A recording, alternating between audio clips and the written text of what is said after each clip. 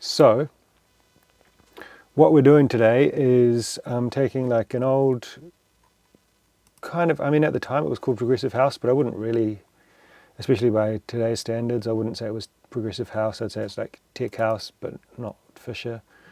And this is something that I do pretty regularly, is like take old cool tracks that don't really stack up to today's production standards, but like the idea is super good, so just kind of like freshen them up for my DJ sets. And it's like a really cool way that you can kind of play stuff that other people aren't playing. One thing I will mention is I'm also recording this on my proper camera instead of just the webcam that you can see. So I'm going to post it up on YouTube with the proper audio and the proper image, so it's just a little bit cleaner. The one problem is, like, anyone who records video on a like photo camera will know that they turn off after 29 minutes or something. So I'm going to have to set a timer each time to remind me to start recording again, otherwise I'll just get lost in what I'm doing and that won't work basically.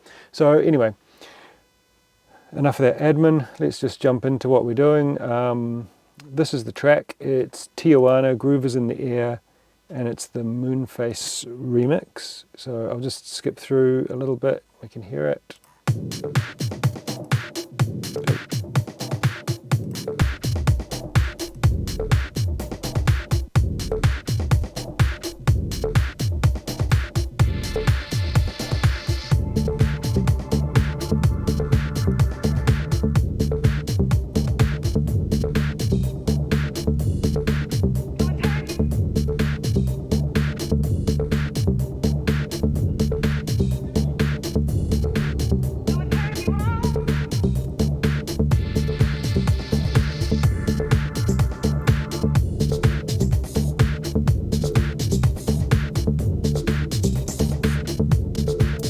So, like, I really love this track. I used to play it a lot back in the day, but by today's standards, it just doesn't really stack up. Like, it's got such a cool groove and kind of cool vibe, but as you can hear, like, the highs are a bit dull. Everything's a bit dull. The kick and bass aren't that punchy.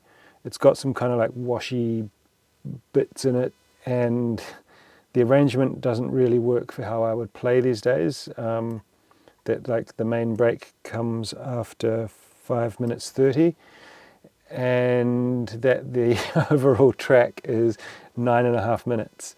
So I don't know, unless you're Ricardo Villalobos, you're probably not playing 9.5 minutes tracks these days. I know I'm certainly not. And I think actually there's one track that I did this exact thing on, which is a Bushwhacker remix that came out like as a white label of Michael Jackson, Billie Jean. And I did this exact kind of process to it where I just kind of freshened it up and made it more playable. And that's one track that I've been able to play. I think it's about 11 minutes. And I don't start it right from the start and I don't end it right at the end, but I'm probably playing about 8.5 to 9 minutes of it, and generally the crowd stay entertained throughout. But I think that's a bit of a rare kind of gem. Anyway, I digress. Let's just jump into this. So what I might do is flip over into the arrangement view. I'll get this here,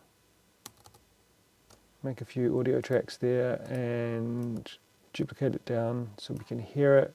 Oh, what have I done? There. So what I'm going to do is kind of make a plan from the start, because that's just going to make everything a whole lot easier. Shit, I'm recording and streaming, so hopefully my computer is up to the task. Yo, Chris Francis, what's up, brother? What color should we make this? It's not really a color, it's in my template.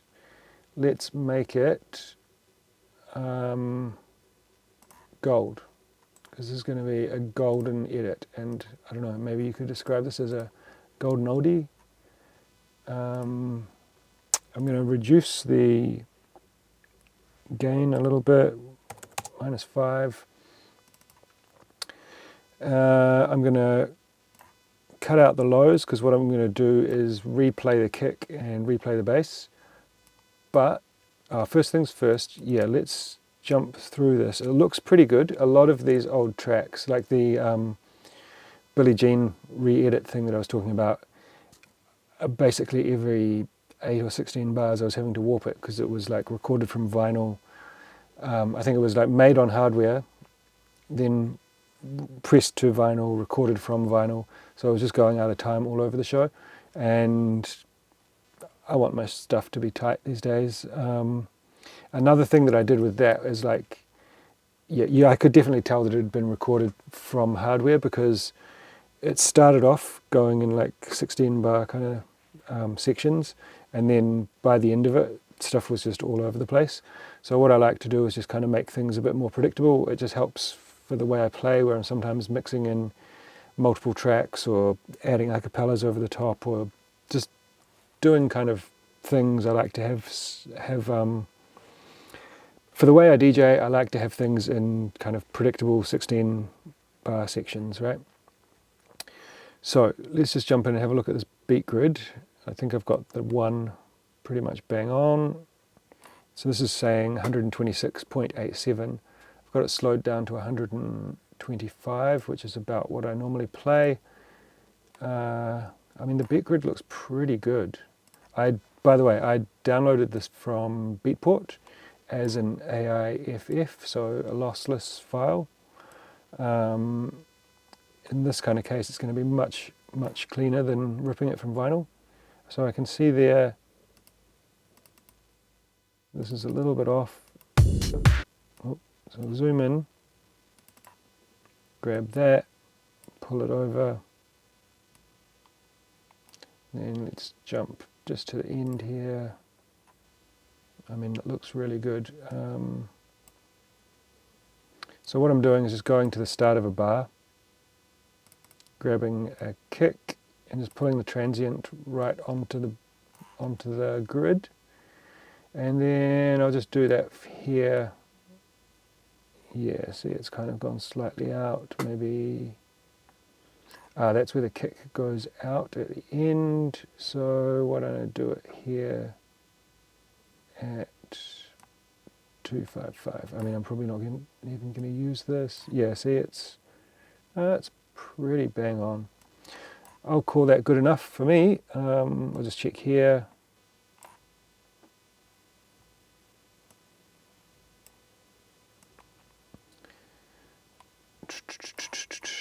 So if you're doing this kind of thing, this is something you want to get right straight away, because there's nothing worse than getting to the end of doing this kind of thing and then realizing that you've got to go and do some warping.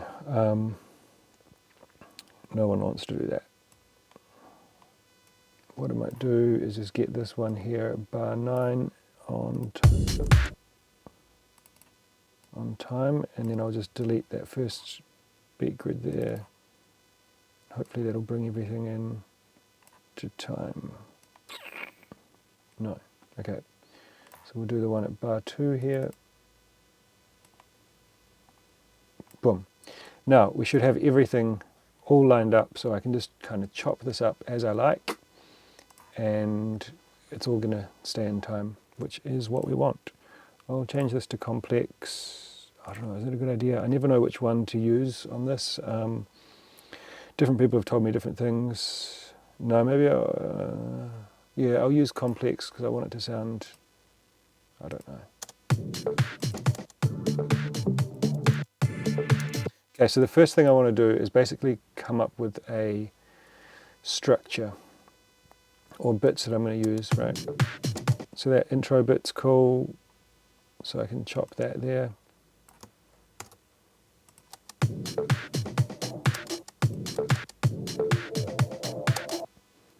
Okay, there's another bit. There's a break. Here's a break. Here's another break, kind of main break type thing. This bit here, where the kick comes out but the bass and stuff is still going, is going to be super handy for figuring out what the bass line is, because I'm going to either replay that with a synth or at least with a sub.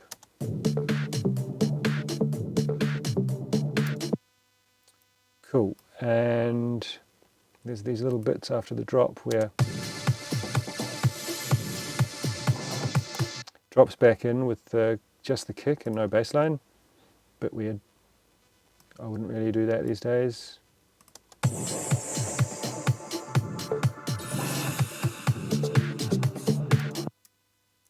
I mean, it's a really cool bass line. It's pretty much, that's all the track is about. All 9.5 minutes of it.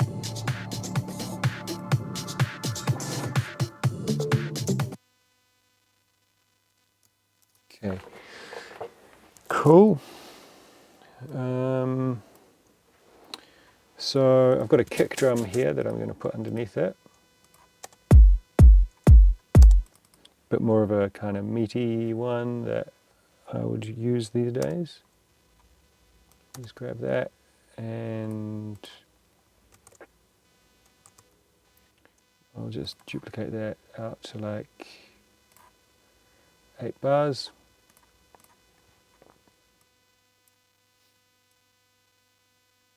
Now there was something I noticed in the original.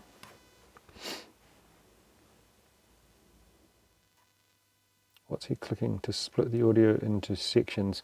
Oh, right, I'm just pressing Command E, so to chop a clip.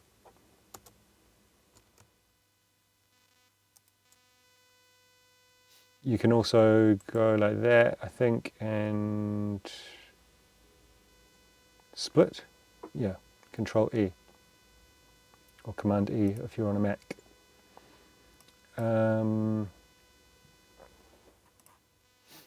So let's go. I'll just kind of make an arrangement. Oh, right. There was some. I can do that after. Okay, so I'm going to go boom.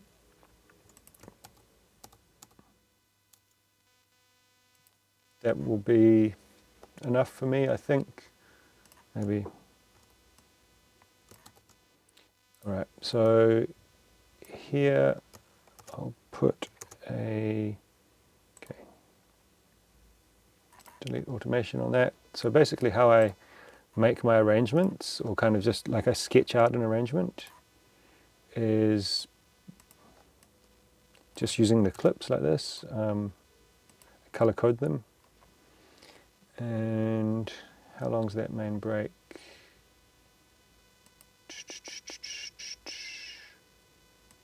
So let's go here.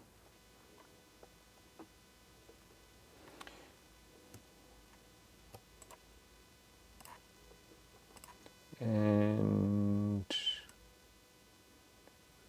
yeah, we're going to have another little break there.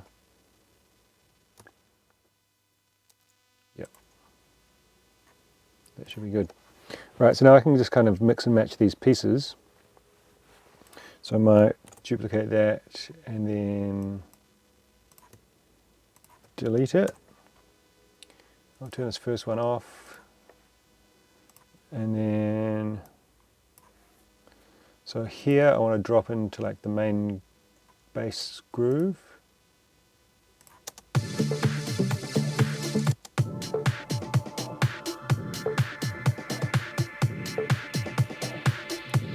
Yeah, that's going to be perfect. Right, so I'm holding Command or Control and just dragging and dropping that, so that'll duplicate it.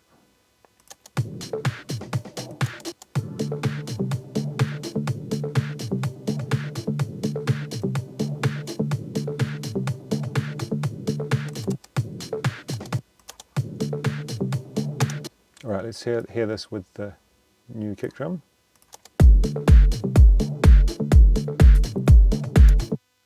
So I'll turn that up a bit for now. but what I'm going to do is just add some compression to it and kind of EQ it a little bit to clean it up in the end, but just so it's kind of matching the drums, because I know where I want my kick drum to be sitting basically.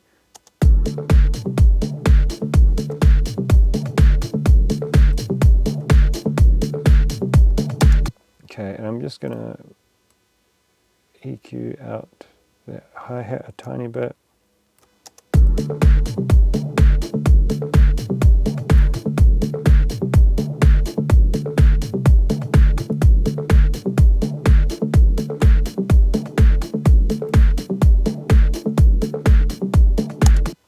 Because I'm going to add in some more hats to kind of toughen it up. What's this break doing? Love it. We're going to use that here. Now, what's going on here?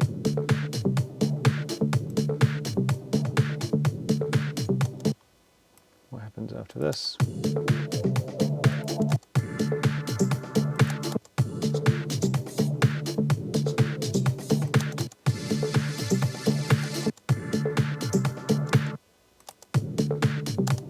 Right, so I think I can just duplicate that.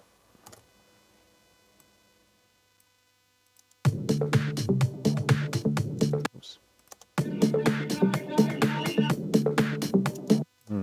No. Right, so that happens at there.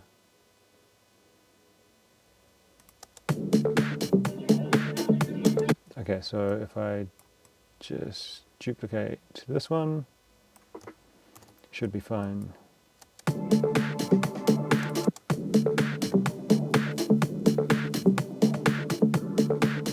No. Okay, this bit, that's the loop. So I'm just trying to find a bit where it loops along, but hasn't got other kind of artifacts carrying over from the last section. Then here, I guess we're going to go directly into this bit.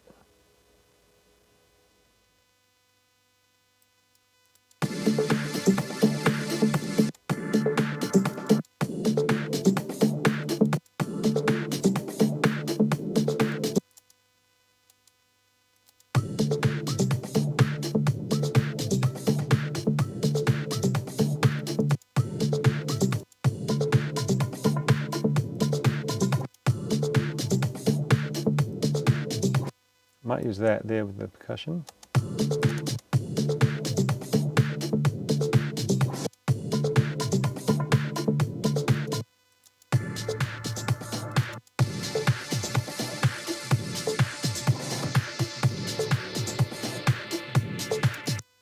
Okay, so what if I grab that bit there?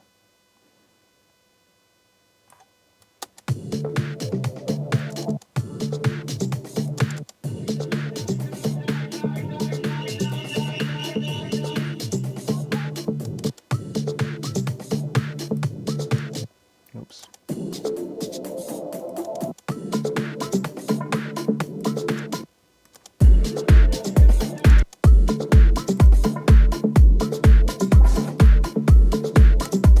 So I'm just going to paint in some automation here into these pink bits where I filter out the kick. So some of those parts I might actually also just remove the kick entirely, like maybe this bit here, but we can figure that out as we go.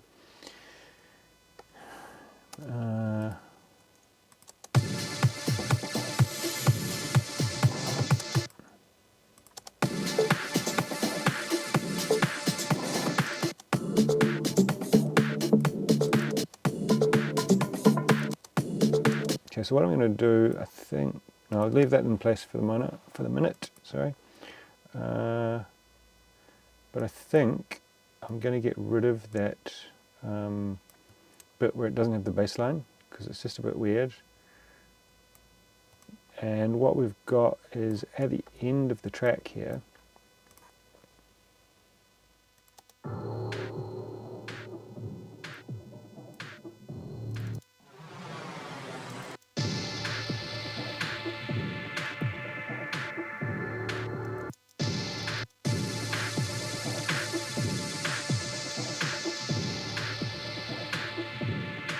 some cool little effects and synths and stuff, which I could probably use to layer over the top to make it, yeah, just a bit more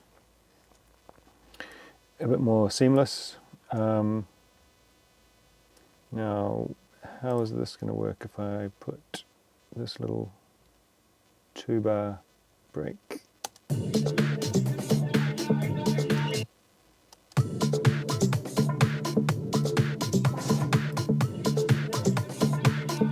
It's going to work pretty good, I think. So I'll just grab that, drop it there.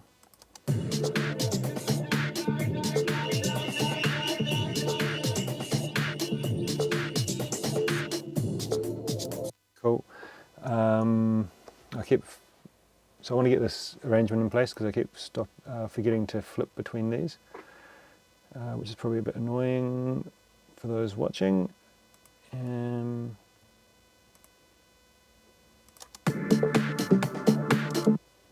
So let's say that one.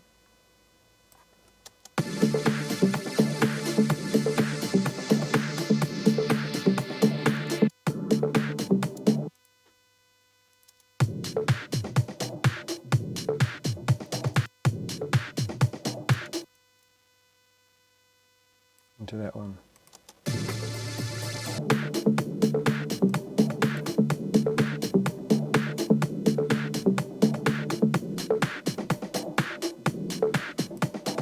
Now what's happened to my timing here? Is that not a full?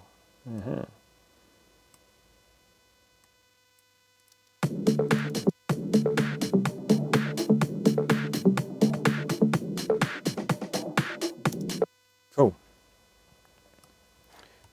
So let's drag that down.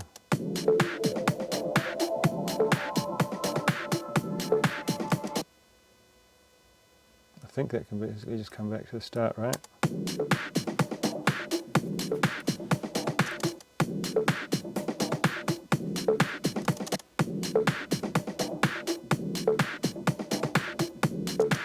Cool.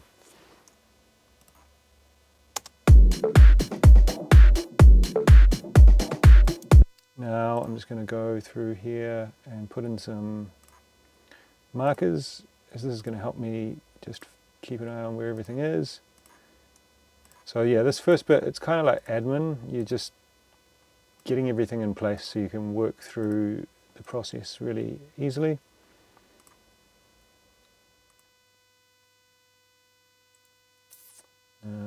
Rename that as end.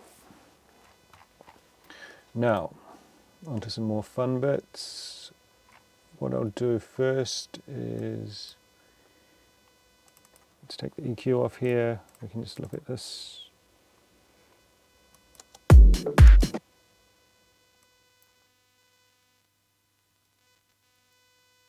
So let's jump into the bass line here.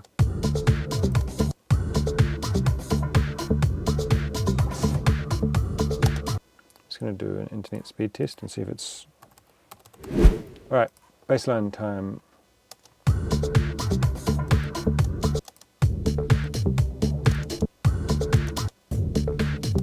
So right here we've got the bass line playing by itself. So I'm going to loop that bit there. The key of the track is D minor.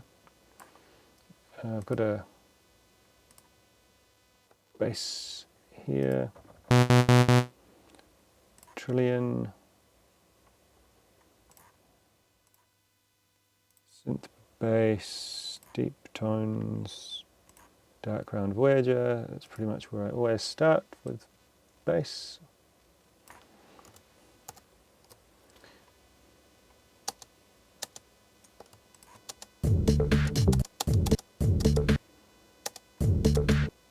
Let's see what I can see on here.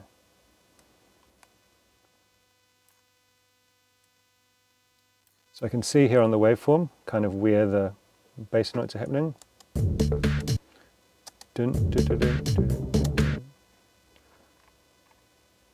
And I can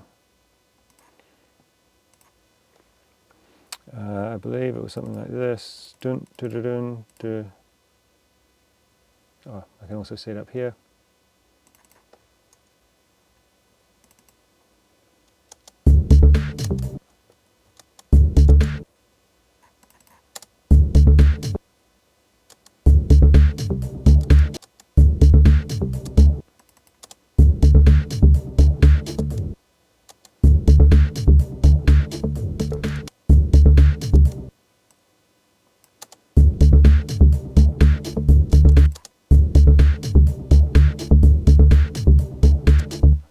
So I believe that one of these kind of bass sounding things on the original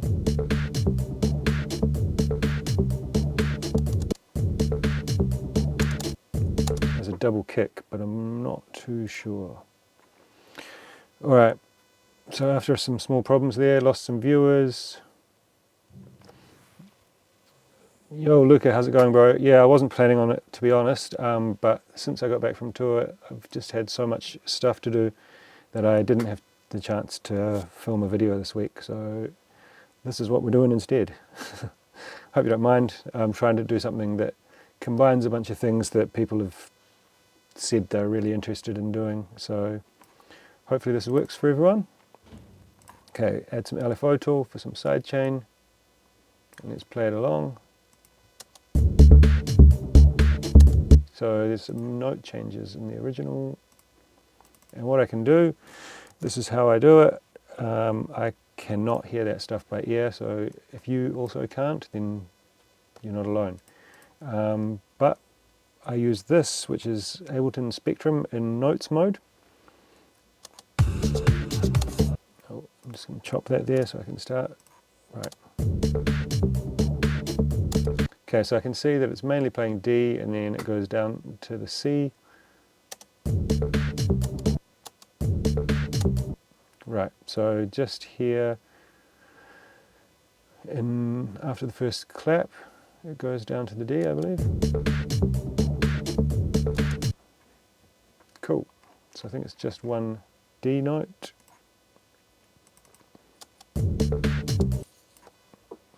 Oh, sorry, one C, one C.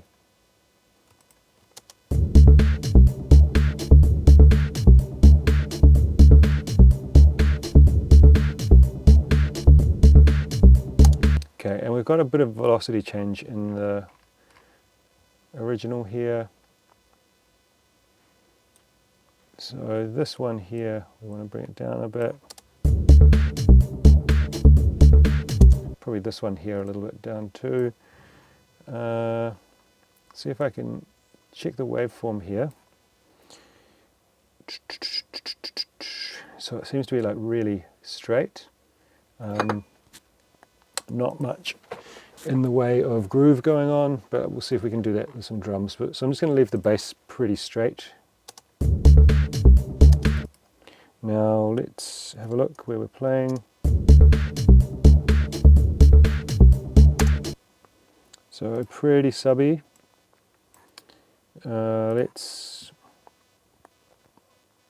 What I'll do is turn on the sub here.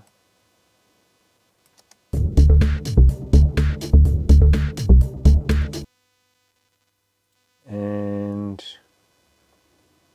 let's see if we can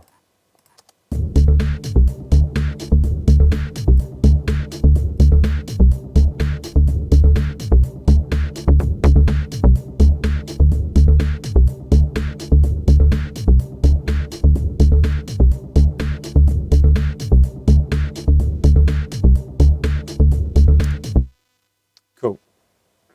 So that's probably coming out pretty hot.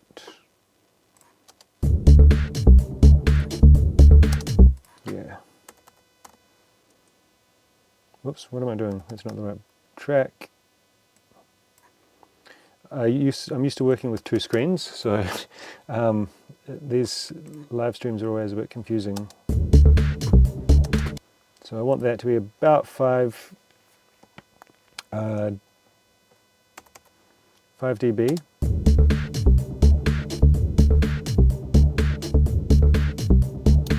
Lower than Right, so now if I just play this and the kick, where's the kick? All right, that's right.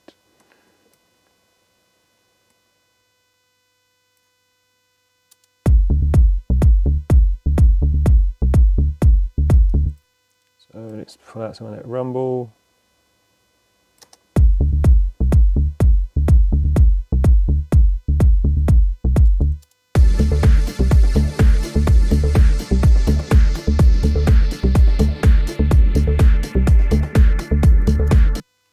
As opposed to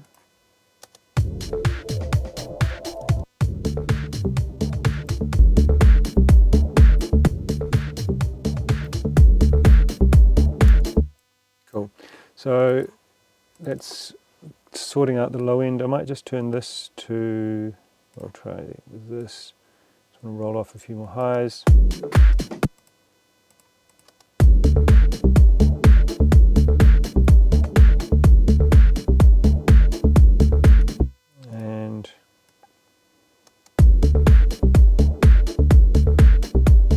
I'm not sure if I'll stay with this bass the whole time. I might even redo it.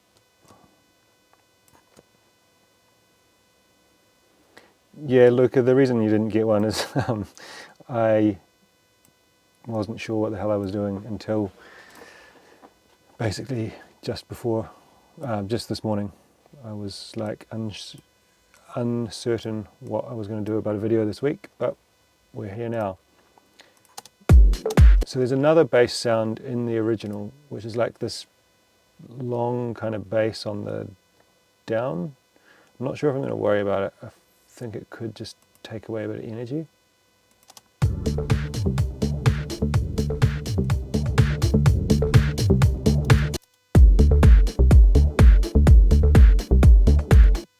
So what I want to do is on the original, try and EQ up. Bit of punch in the bass.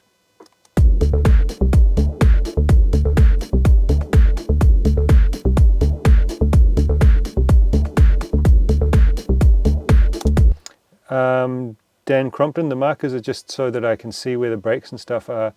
Like if I'm down here working on something, it just allows me to quickly know where I'm at. So let's get some drums. For that, I'm just going to switch back into this view.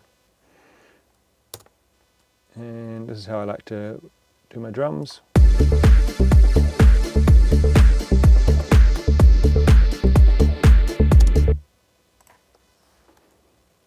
Hey.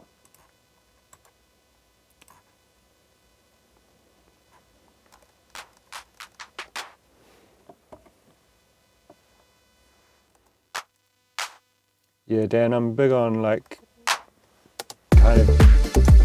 I'm big on organizing stuff at the start so that I can just work through as quickly as possible.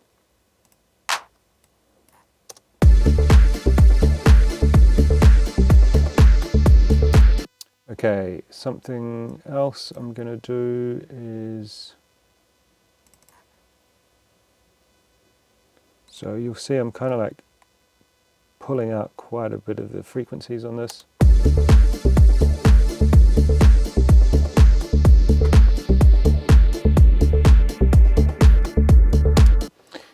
What I actually normally do with these kind of things is drag in loops or use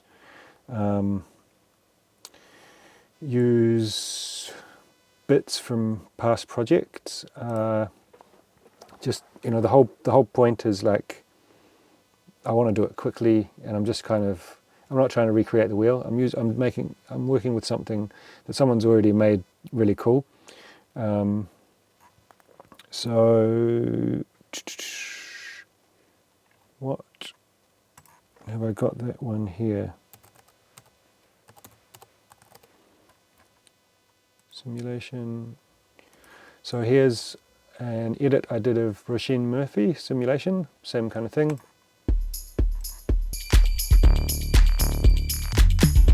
That's the original. and I I don't seem to have my version here. But anyway, I think I got some cool hats and stuff on there.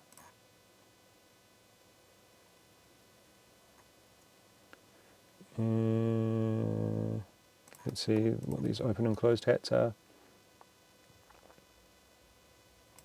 Maybe I haven't even used them, maybe I've just used loops. And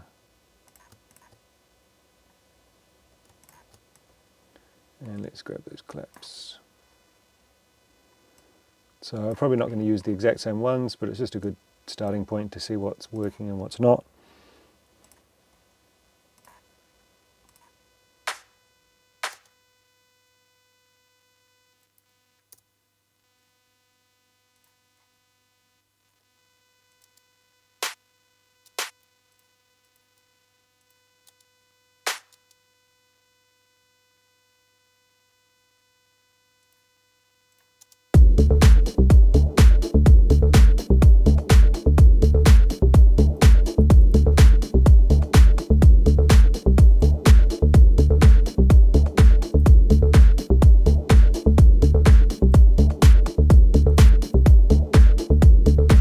So that clap loop's quite cool. What I might do is just show it in my browser.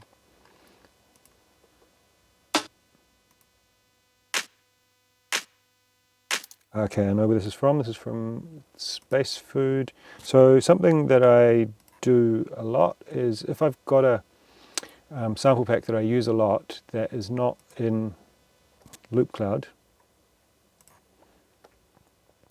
I will still drag it into Loop Cloud, put it in my library, which allows me to then use it in the same way that I would use other things, like use Loop Cloud, right, for finding samples.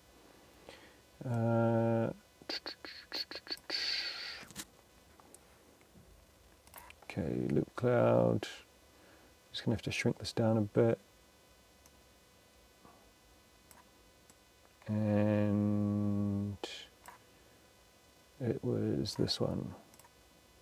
I don't think Bingo Shakers are on Loop Cloud or on Loop Masters. So the reason I use Loop Cloud is because of this.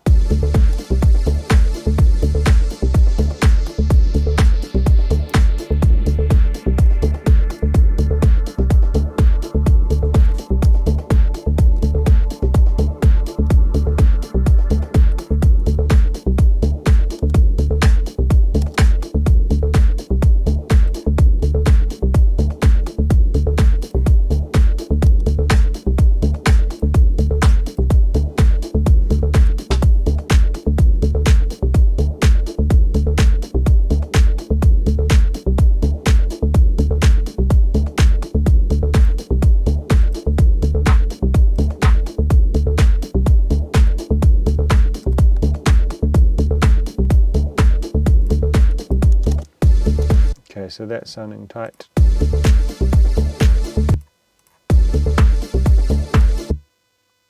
Okay, I think that tight clap there just sounded best, so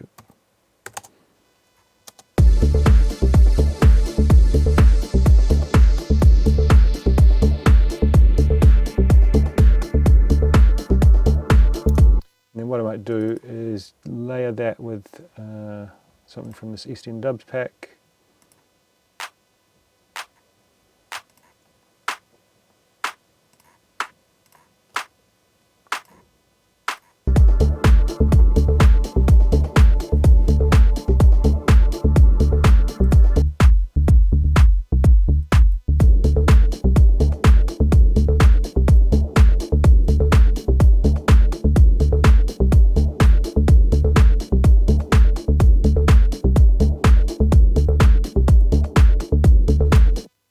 Cool. So that's the claps sorted for now. Just delete this one. Now, okay, looks like I didn't have anything on those, so delete them. Now I'm going to put in a 16th note closed hat.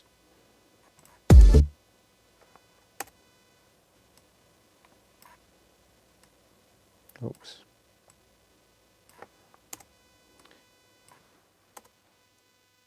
This kind of thing. And what we'll do is, are we going to use one of these?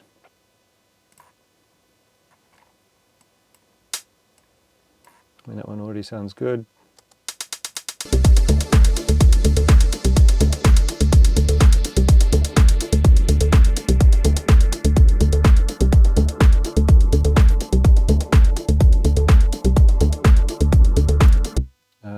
I'll add a little bit of randomization.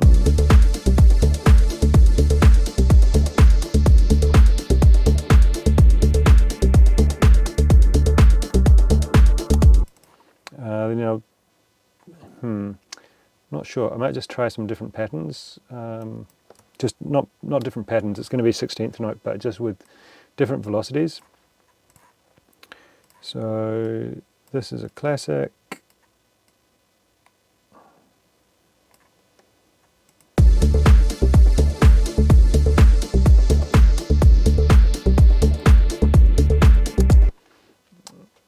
Doesn't sound as cool.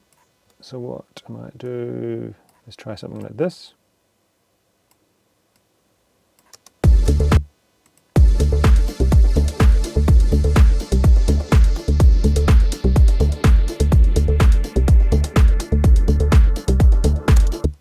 No.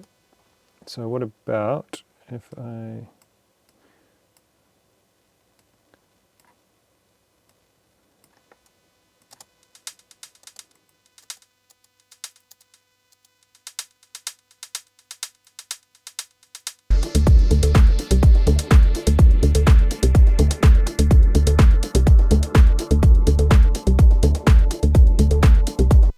That sounds cool.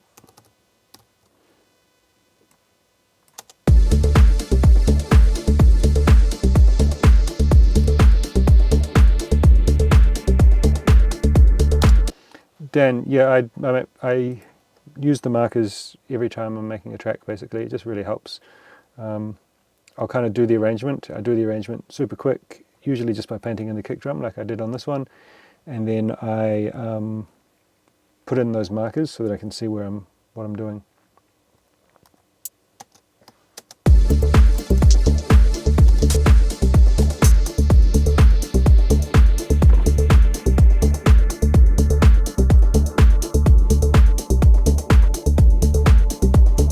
That's exactly what I'm after. For the open hat, yeah, let's stick with East End dubs.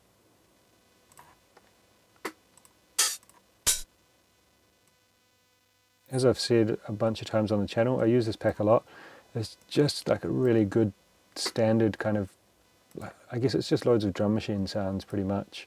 If you're doing like organic house or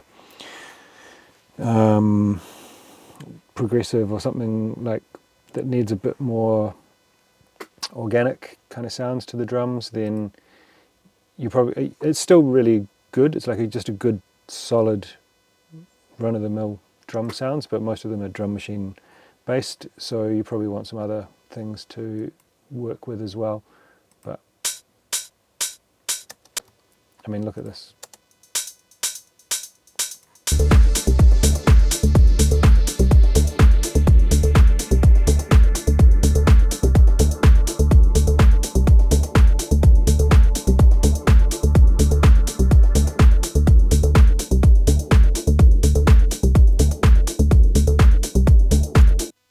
So I feel like that synth is not strong enough in the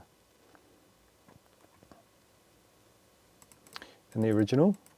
So I might have a go at like, I'm not sure if I'll be able to recreate that. Probably not, but I'll give it a go at doing something in Diva.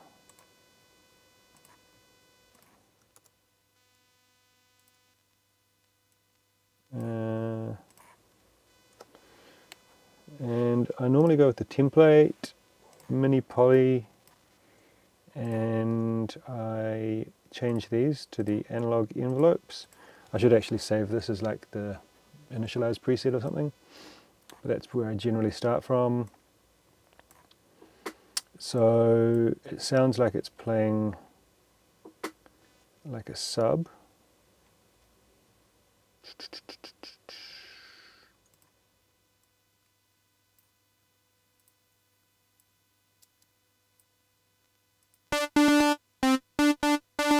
Perfect, that's exactly right, eh?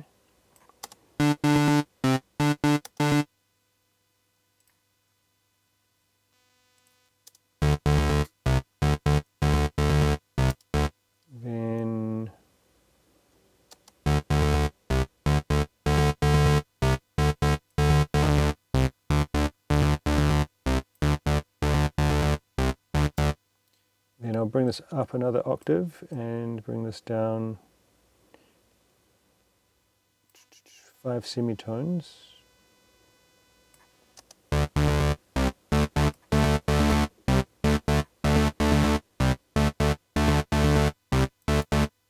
Let's have a look at that bit from the original where it's just got the synth playing.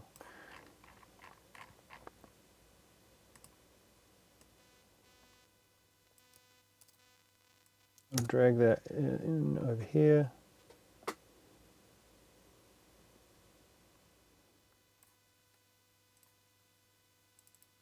And then loop it. Cool. So now I can have a look at this.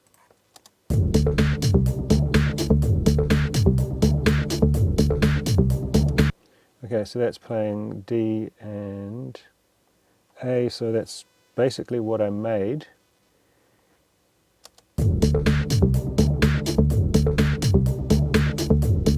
I think the key to getting it right is, so I got the notes pretty much right. I think the key is just going to be getting the right oscillators.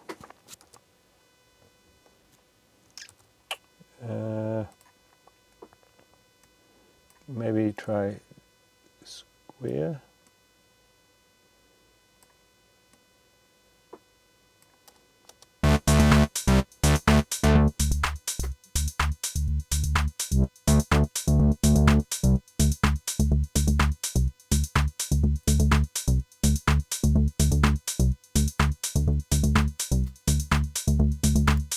Also, I think that should be lower and these should be a bit higher.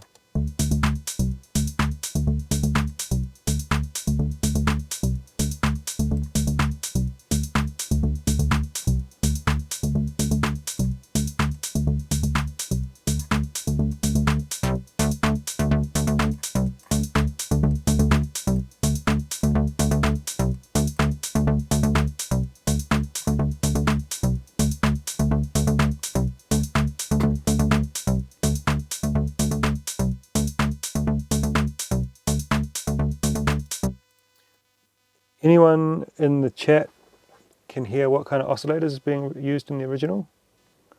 I think the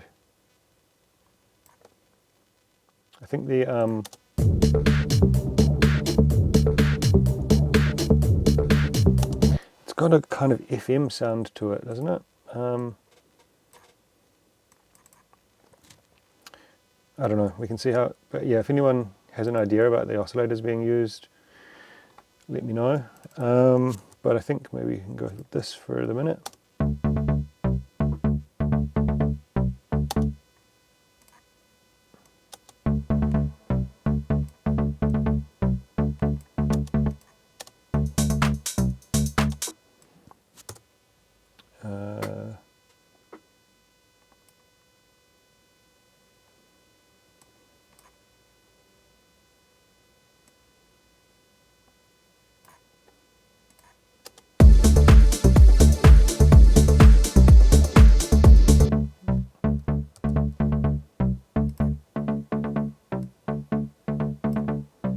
Maybe it's even better actually if I don't use the same oscillators, because then, or you know, don't get it too close, because otherwise it could start phasing and stuff. Hopefully this way I can just increase it enough so that it sounds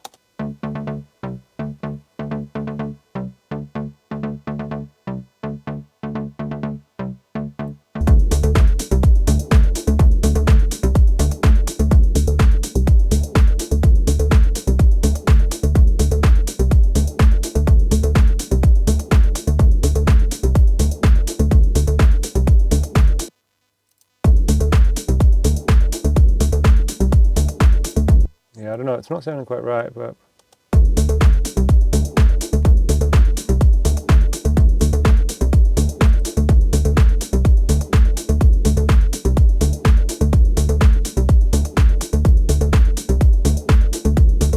I'm not sure if it's the organ bass from the M1. I can try that.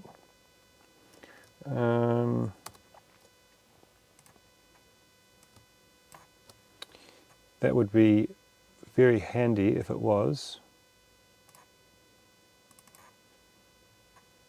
Now I never know how to get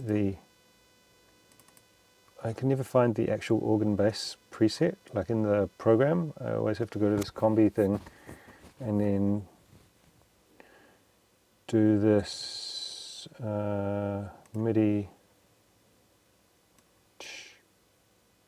and then turn off the house piano.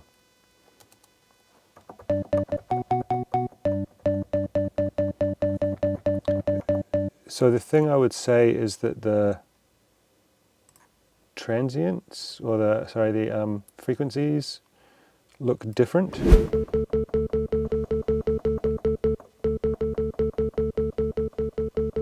Maybe they don't. Maybe they look right.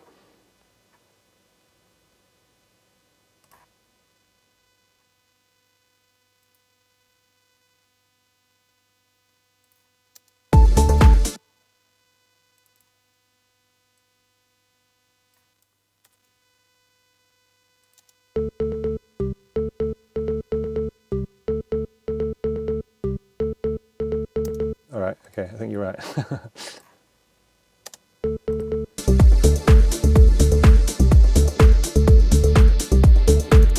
Alright, well let's put a bit of decapitator.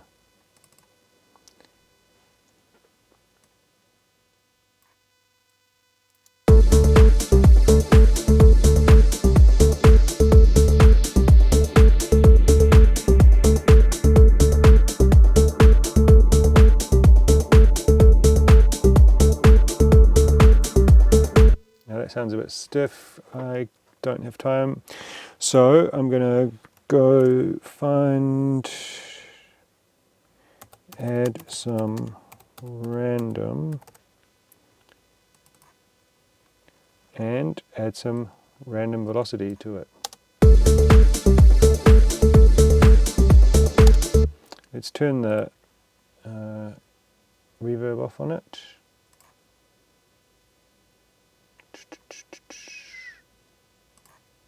Just turn both of them off.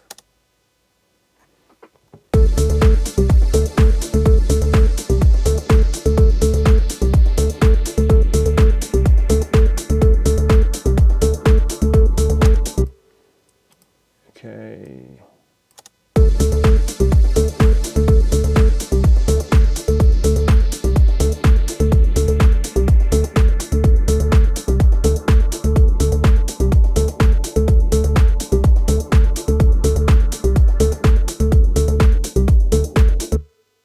Cool.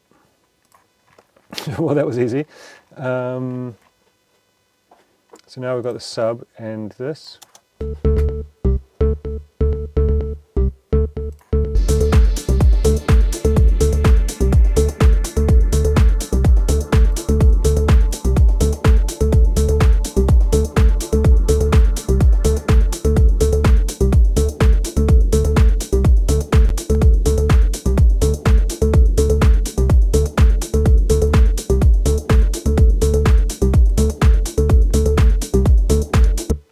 Cool, I think that's sounding good.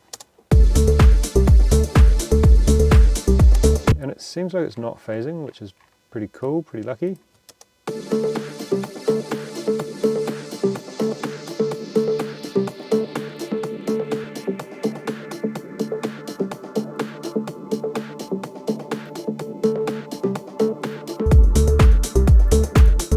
Okay, I'm going to put a bit of a compressor on that to make it a bit tighter. I might do that after the decapitator, because the decapitator is going to bring up all the frequencies. So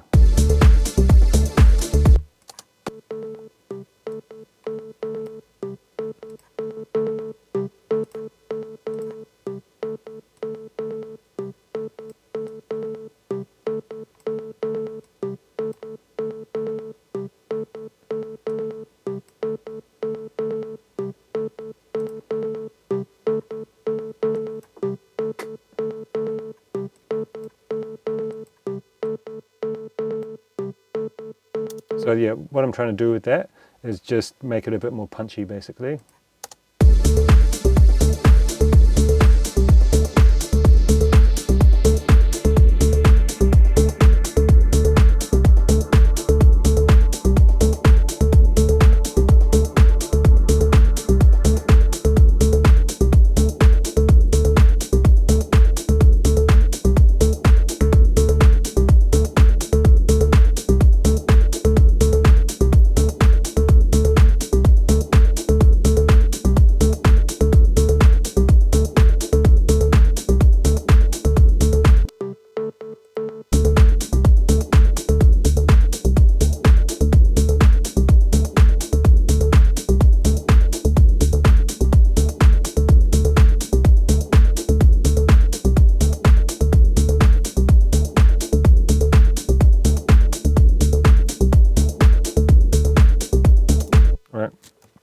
Let's roll with it, and let's get back to some drums. So there's a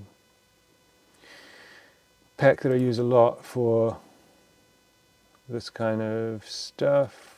Where's my collections? Favorite packs.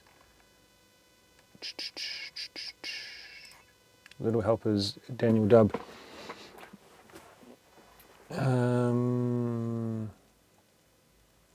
I mean, actually I've downloaded most of these loops, so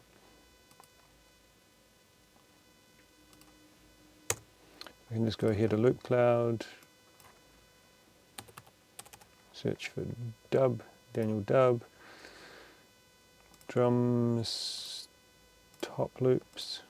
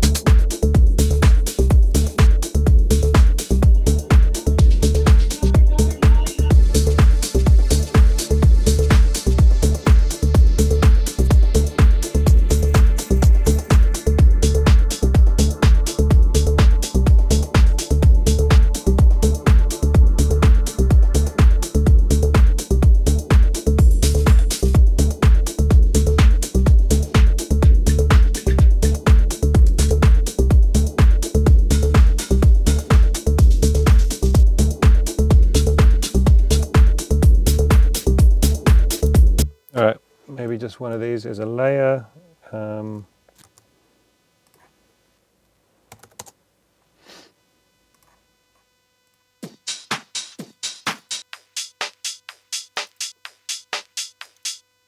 same one. No, it's got two different loops that are labeled differently. Interesting. Labeled differently, same beat, and I chose it twice, so I think that's a pretty good indication that we should go with this.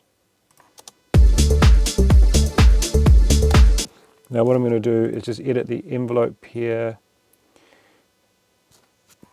to take down the volume of the snare.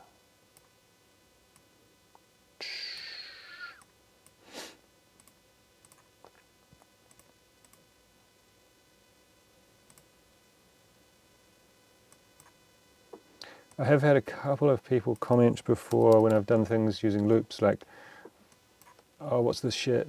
You know, why is this guy using loops? It's like, I think pretty much every producer on the planet uses loops for, you know, especially when you're doing something that you're trying to do quickly and you're just trying to get a vibe down, like, you know, loops is where it's at, bro.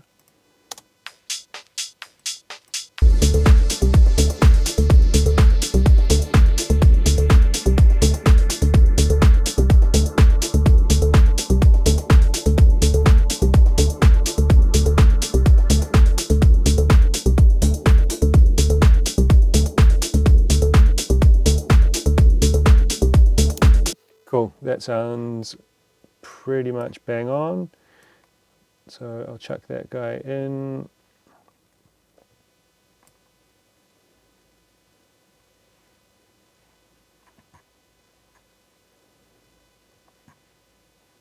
Cool.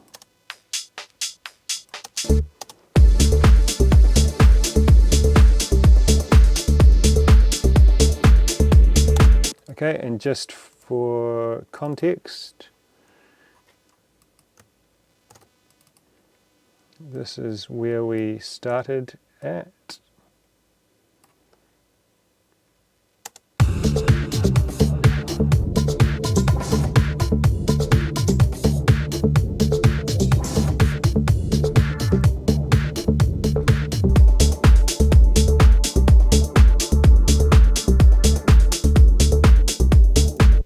Might try layering this a bit as well.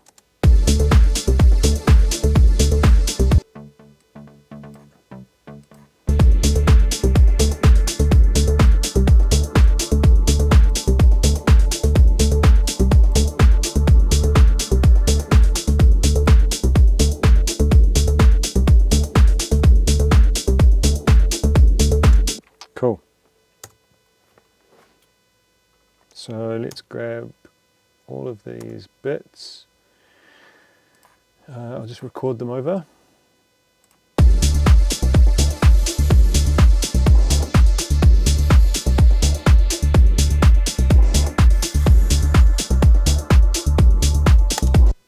Cool.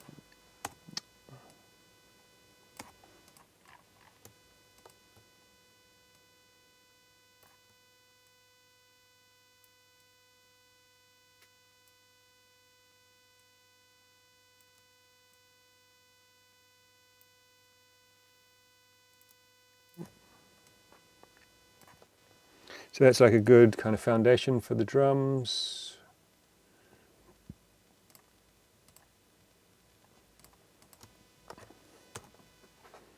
Just trying to keep things tidy as I go. Open hat, closed hat, let's call that what it is, 16th hat, and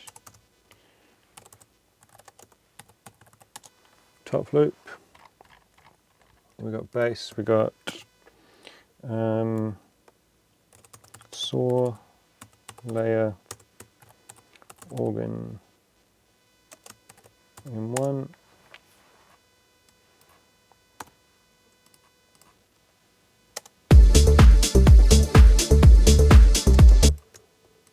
So maybe we'll also save these for later.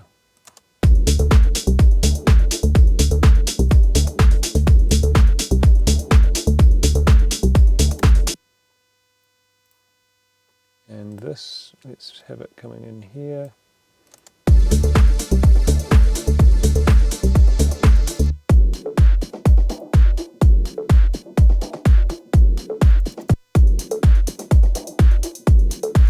Now I might get a shaker or something in there, but before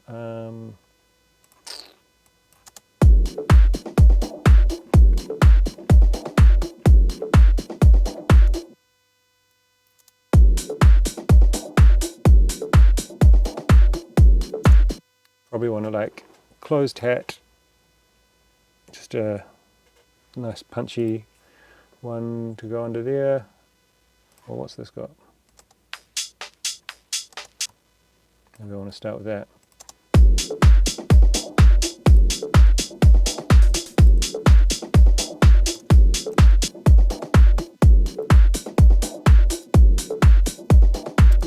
No.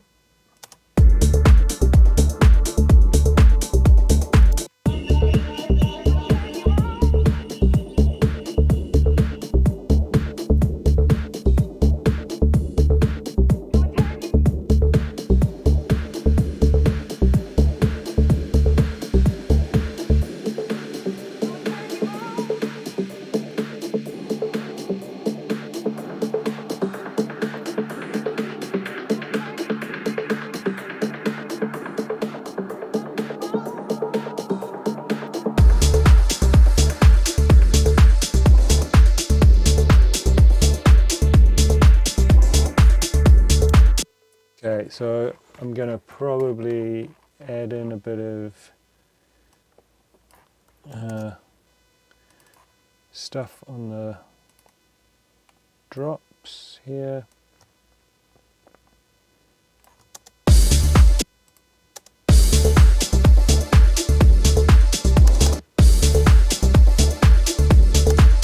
And let's put in a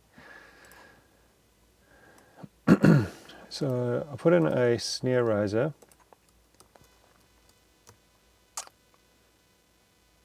but I'm also going to put in a fill, I think.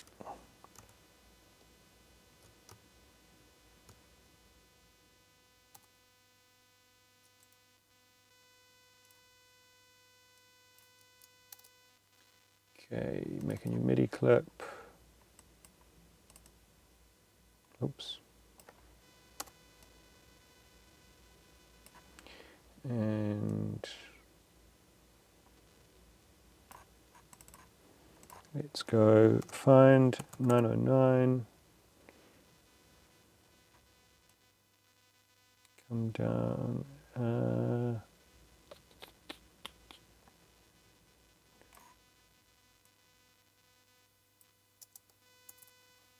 909 core kit, that's what I'm looking for.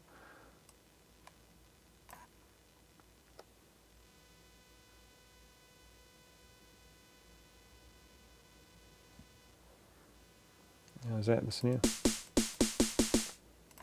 that the snare we're looking for?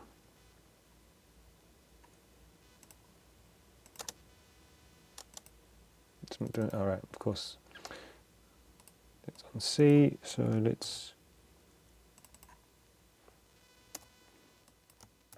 drag that down to the snare drum.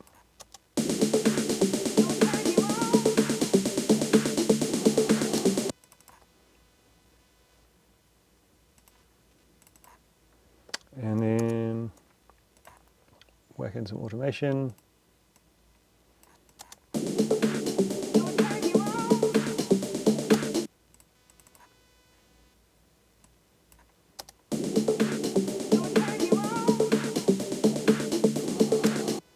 Now where are we sitting?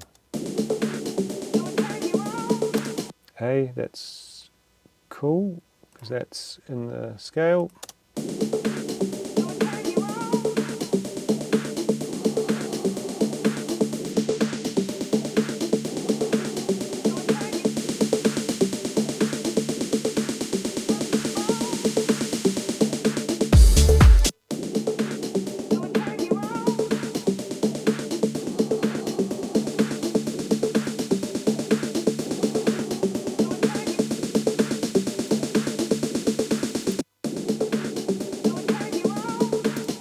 Okay, we can try some groove. I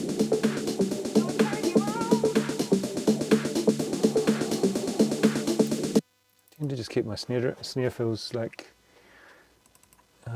pretty straight these days.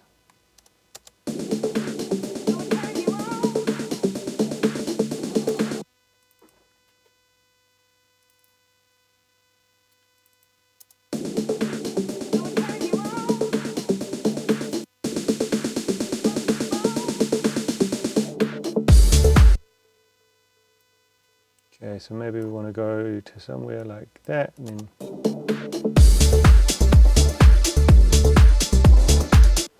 then here I'm going to put a fill. Now this bit could be a bit annoying to watch because I'm going to basically loop this and try and find a fill sample, but I know where in the little helpers, damn, which pack is it? Jorgen.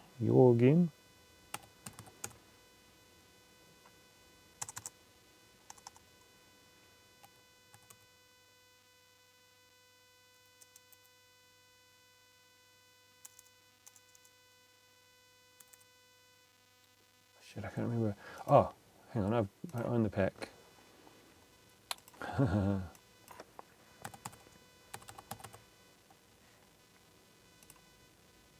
This one.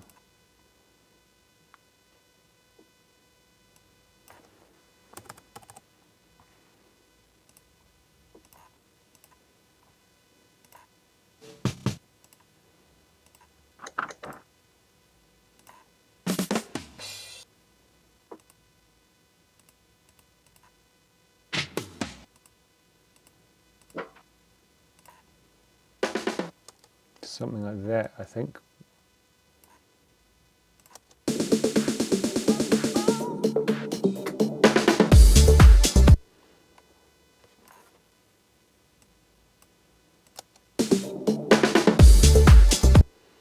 Maybe we can do better.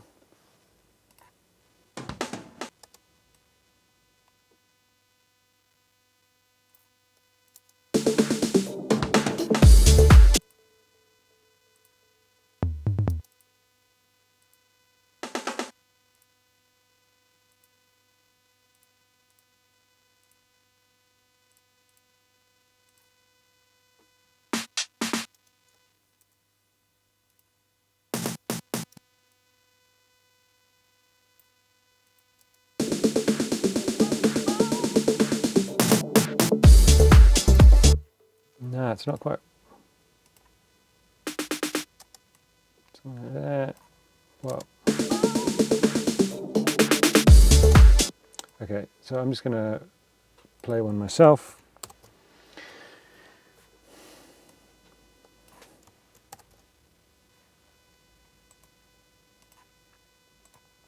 So I put the my fills and my snare risers and stuff into my effects group because I don't want them to be like affected when I'm doing things to my drum bus. So that's why you'll notice that. And let's go to East End Dubs.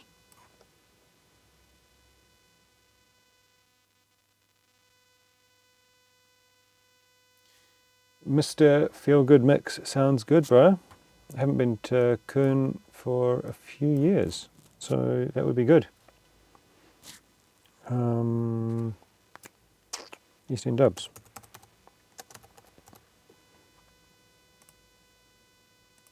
Snares.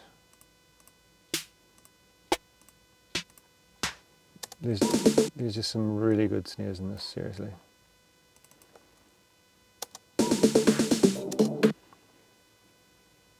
So now we're just going to make a fill.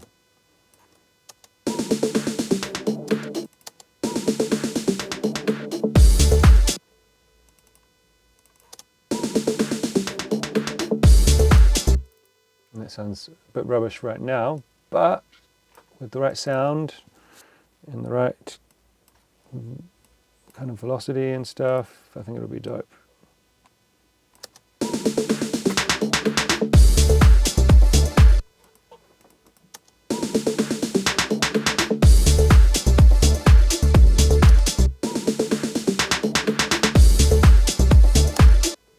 Yeah, that'll be cool. Just got to change the sound, and it's a bit loud.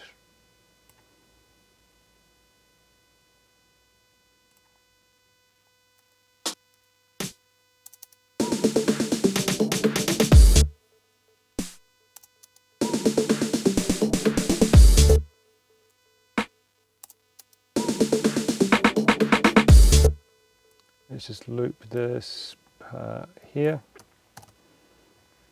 Sorry for the looping, guys. This is literally how I do it. You know, I listen to things in context, play them in loops. I mean, everyone does this when they're in the studio, right?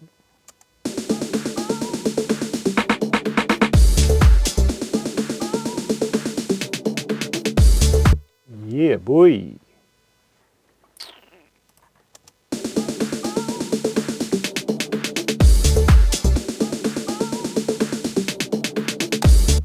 Okay, now we're getting somewhere. I want to put my overdrive here. Now this is best thing to put on these type of sounds, in my opinion.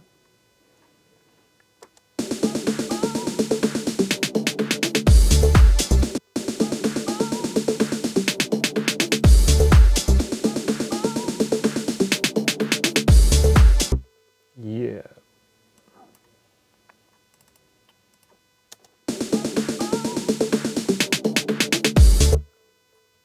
Okay.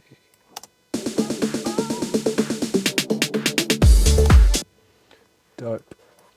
Okay, cool. I'm loving that. Just going to put it a little bit more low end through. Give it a bit of reverb.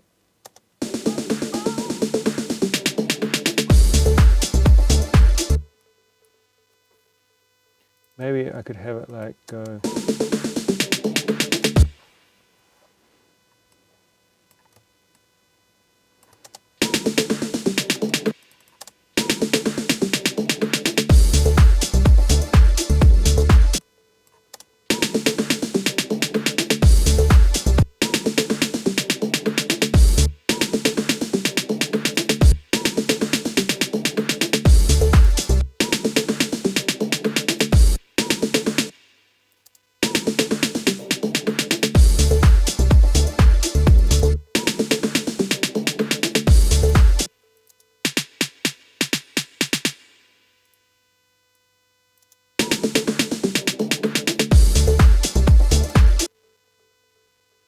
Cool. And let's make these ones a little bit quieter, velocity. Oh, then I could do that, yeah.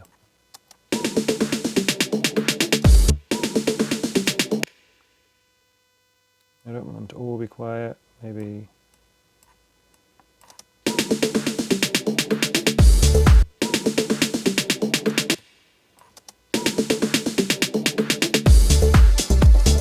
Maybe, I don't know, is that going to be too much?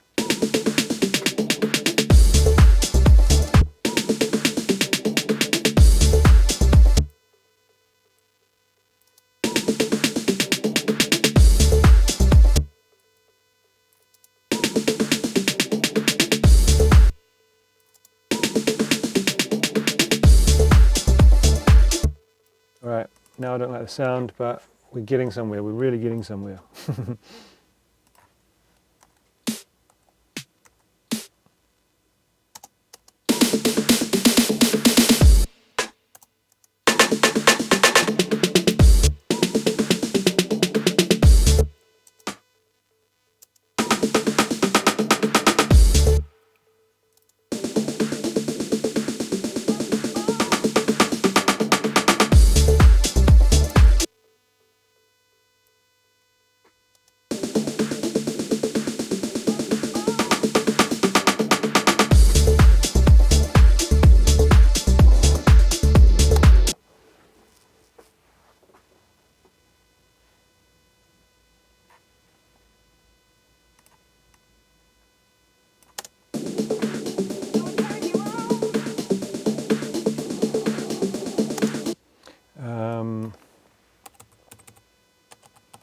Bass clef, where is it? Oh, my favourites, right? Bass clef, easy washout. So if you go over, Bass clef has a podcast. If you go over to his podcast and you go to bassclef.com, and I think it's something like /podcast VIP, you can get a bunch of these free racks that he's created. This is kind of like a similar alternative to a free alternative to Endless Smile by Data Life.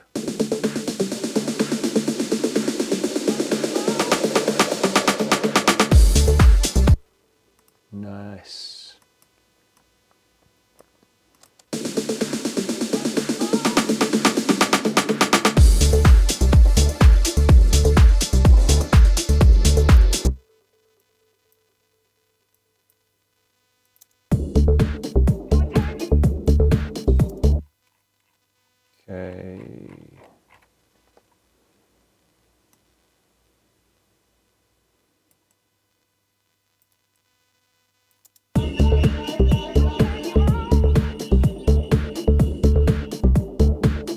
It's Tijuana Groovers in the Air, Chris White, which is the one that you can hear kind of playing in the background. But this is the Moonface remix.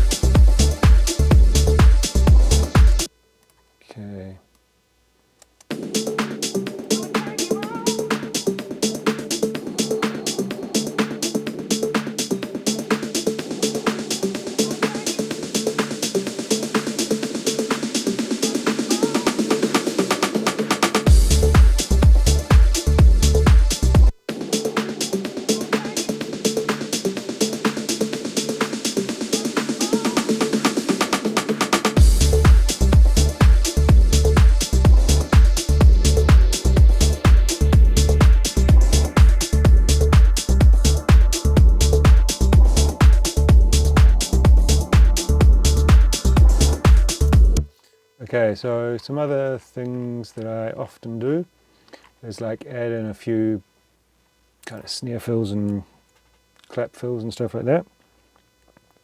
So let's do that, just to kind of toughen up the drums basically. Let's see, do we want this going over 1 or 2 bars? Probably 2. And let's go back to our old mate, East End Dubs.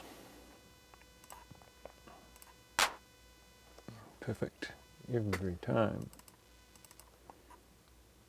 Oops, I need to actually put it into the sample, right? Into the sampler, simpler. And let's add a bit of sustain.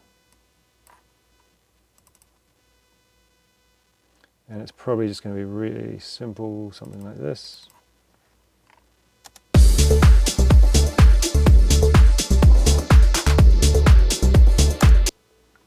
No, like...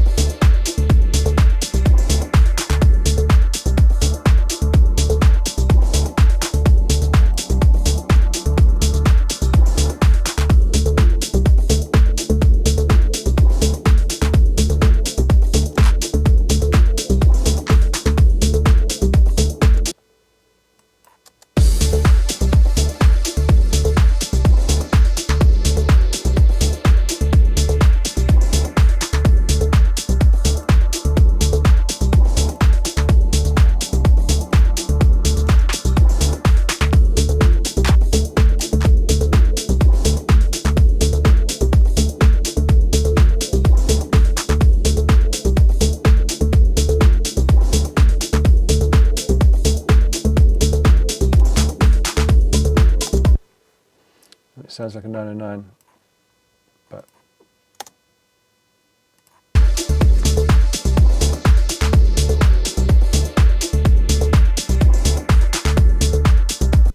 so good.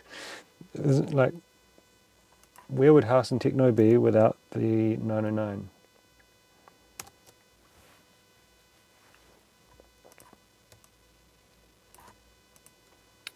And then let's put in I'll call this clap, fill, and then snare fill.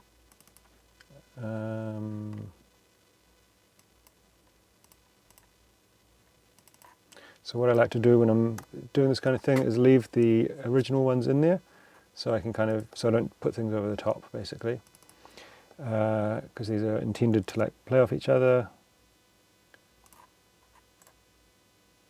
Show in browser and snares.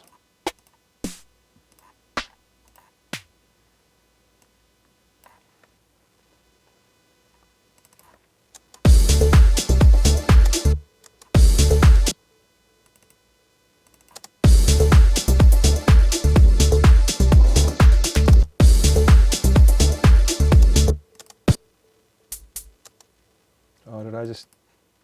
Shit.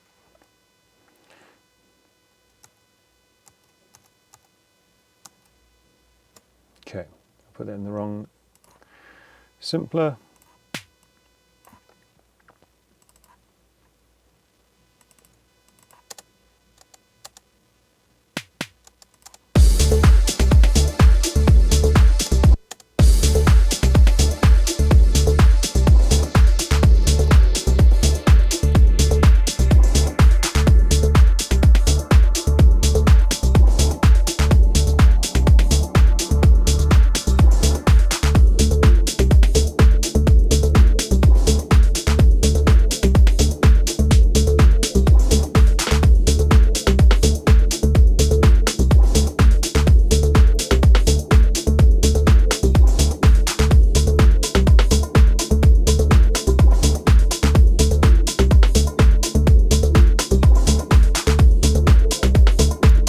Okay, cool, and then I'm going to put a bit of randomized pan on here. And on this one I'm going to put some groove.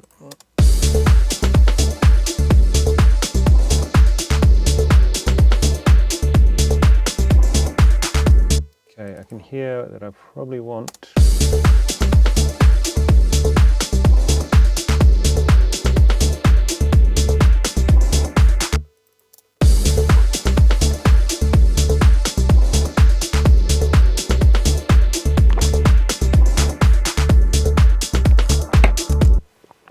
nice.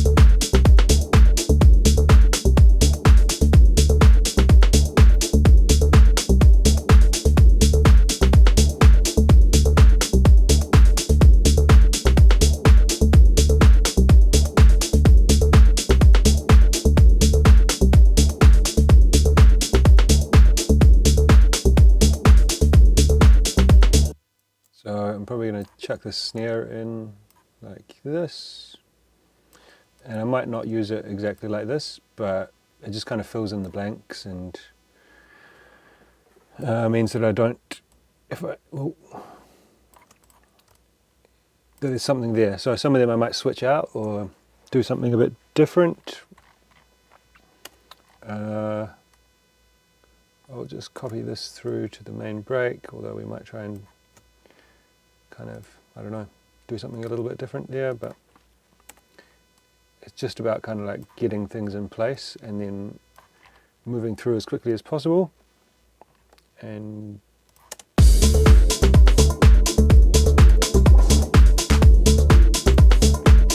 so I can use this fill. How does it sound here?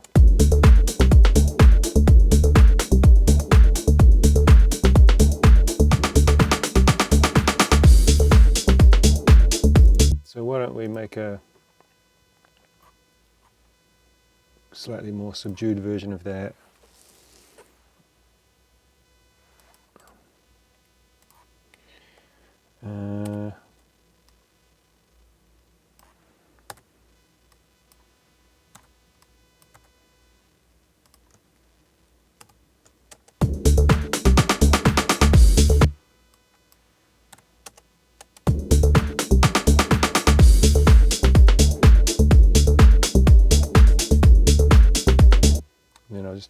bring the velocity down a bit.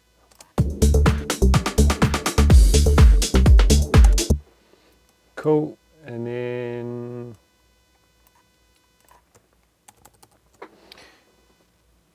in my sample pack there's some bits that I literally use all the time. These effects.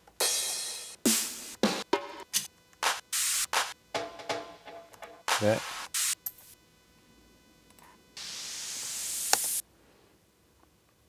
I mean, I've probably said it on the channel loads of times, but like the way I made this sample pack is like just using a lot of the stuff that I use in my tracks, right? So I keep going back to it myself because it's got the sounds that I actually use.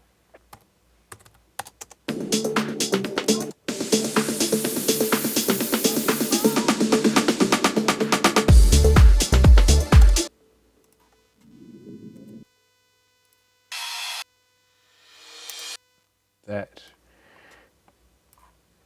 I don't know how many tracks of mine this is in, but it's a lot, literally.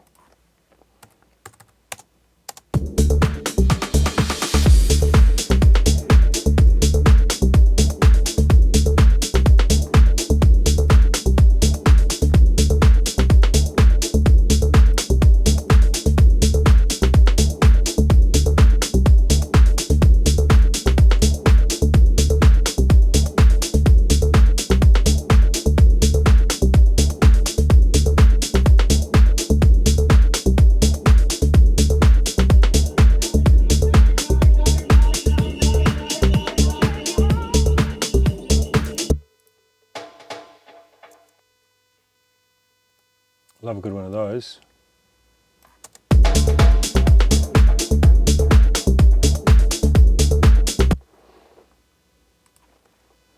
-5. Okay, let's make one of those, yeah? Because why not? So I'll literally just copy this pattern. So this is, if you guys are like looking for stuff to use in your tracks but you feel you don't know where to start, like literally just copy what someone else, try to recreate what someone else has done in a sample pack. You know, like recreating stuff in people's songs is one thing, but if you can recreate something, find something in a sample pack that works and then recreate it yourself, it teaches you how that was made, and then you can kind of implement that anytime you want, you know. Oops, what am I doing? So looks like it's playing a note there and a note there on the snare. Yep. And is that a delay?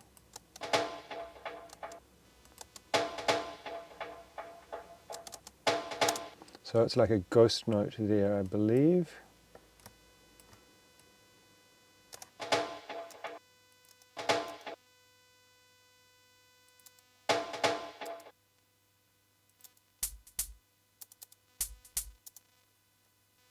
And then it's just a simple delay. I'll use the echo, right?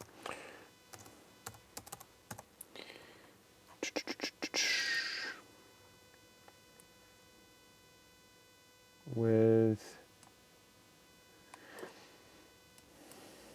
use the filter a bit,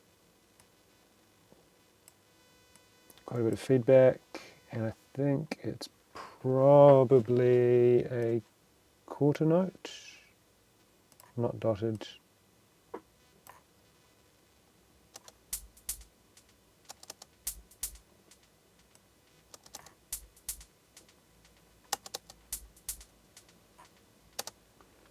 Is it not a quarter note? Oh, maybe it's a quarter note dotted. Yeah, I think that's it. Now I will put some reverb on there with this. And let's find a djembe sound.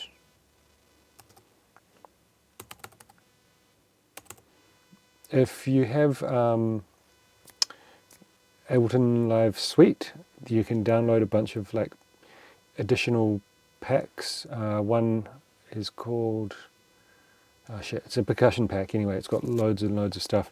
I haven't got that installed because I've got so many samples and stuff that I just go with what I've got, but let's try that.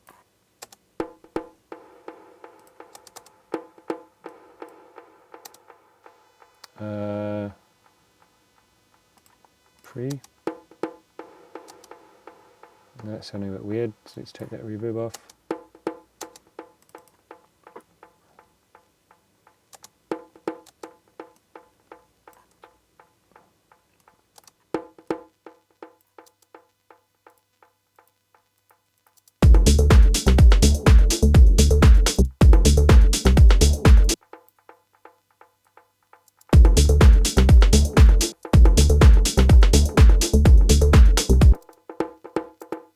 Okay, so let's put a bit of random pan on that. I can't remember how I made this sound in here.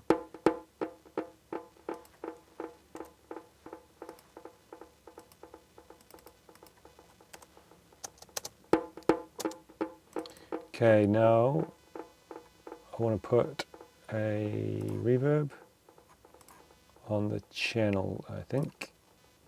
So I'll just use the Ableton reverb.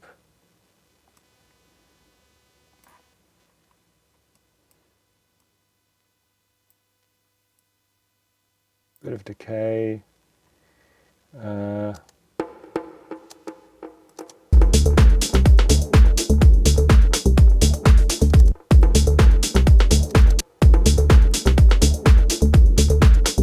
want some groove. And now I guess it's just going to be a matter of finding the right sound. Let's find, I know where to go. Shit, I can never remember the name though. Thomas Penton, Essential Drums and Percussion. This is another really old pack. It's just got so many cool sounds in it.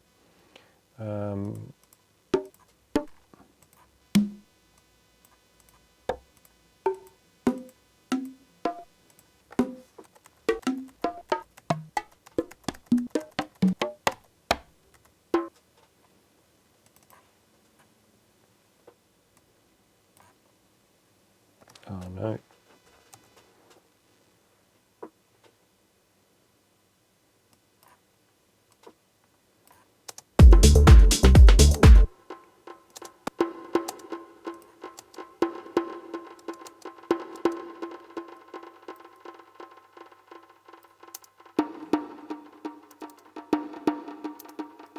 Hello mate, been following your music and recently found your channel. Kims, thanks for that mate, I really appreciate that. Hey Dilby, what's the difference between pre-effects and post-effects when using compressor or sidechain? Pre-effects or post-effects? Oh, like when you, if you're using, right, I know what you're saying. So let's say I grab a compressor, I throw it on here, and I've got the sidechain coming in, and I'll do it from channel 47, right? From this conga that I'm just making. Okay, so post effect means that the signal that's being fed into the compressor that is generating the sidechain input is coming after any effects that are here. Pre-effects means that it's just coming directly from the sound source. So let's, if I go like that, now this is going to sound like, it's like a lot longer, right? I'll turn the decay up even. And we should be able to see that influencing this post effect. Now if I turn it to pre-effects,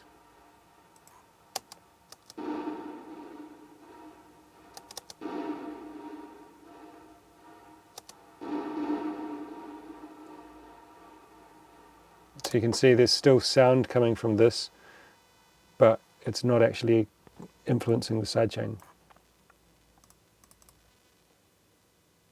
So a reason you would do that, like this would be the perfect kind of example to use that, where you want it just like the punch to be creating the sidechain input.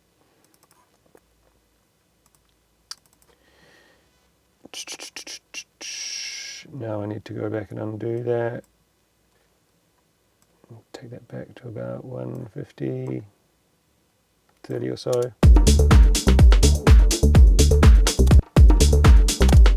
Now what's going to be cool with this is to add like a saturator or an overdrive. I always used to use saturator, but I'm loving overdrive these days, just a much grittier, more kind of in your face feel.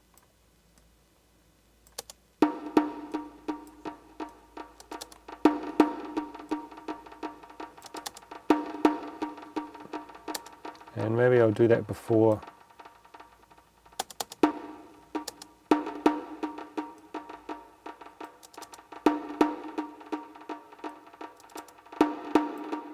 Without the overdrive.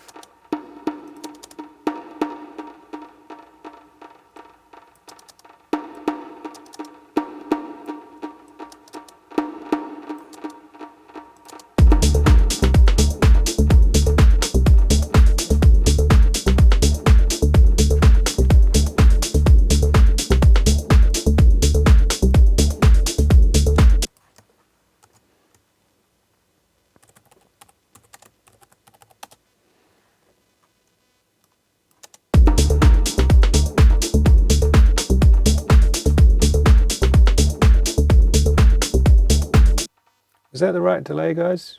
What do you think?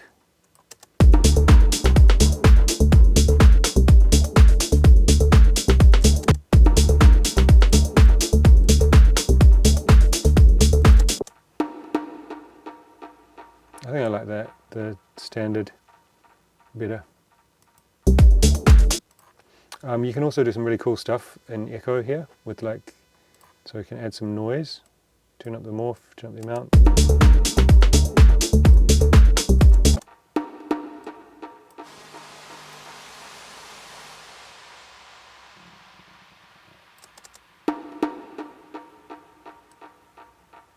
So it's just kind of adding a layer of turn it off.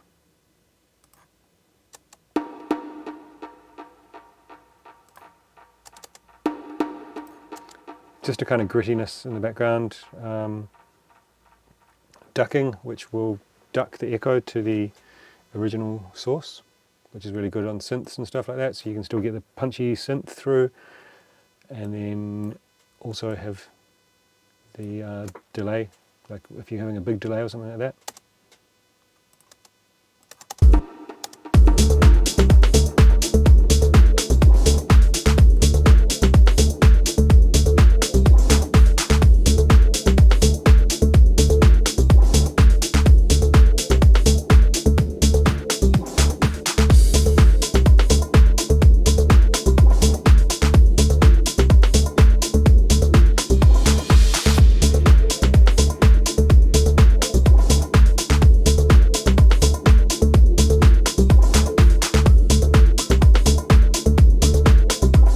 Okay, so there's another sound there in the original that I've kind of, no, we haven't got much time left, that I've kind of EQ'd out, right?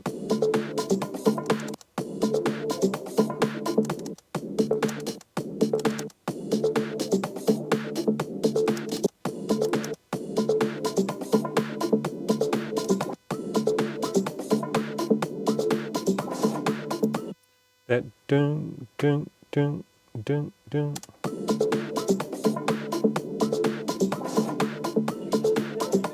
Doing kind of like a polyrhythm type thing. So maybe we can like recreate that because it's a cool rhythm. Chems, we're working on it for the summer, mate. There could be some awesome UK stuff coming up, but nothing confirmed at the moment. But yeah, I would love to be playing in the UK more. So get onto your local promoters, guys. They need to know. They need to know. So how does this pattern go? It goes doom. It's like kind of like a, not triplet, but kind of like a dotted pattern, right?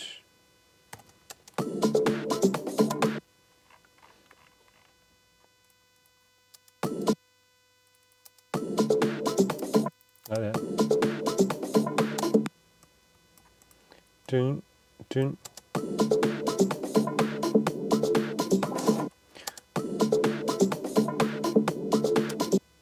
Yeah, it's pretty much just that pattern, I believe.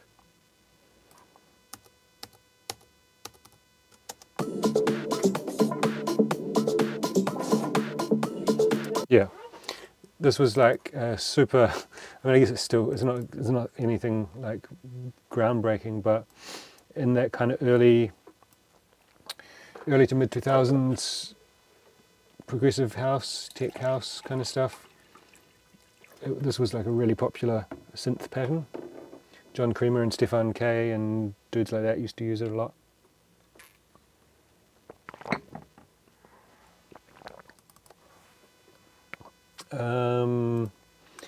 Synth sounds. Are we going to make something? We don't have much time, so let's go to samples. I know where there's something good, I think. Now, I was using some one-shots from this Jimpster sample library. Really, really good synth stabs.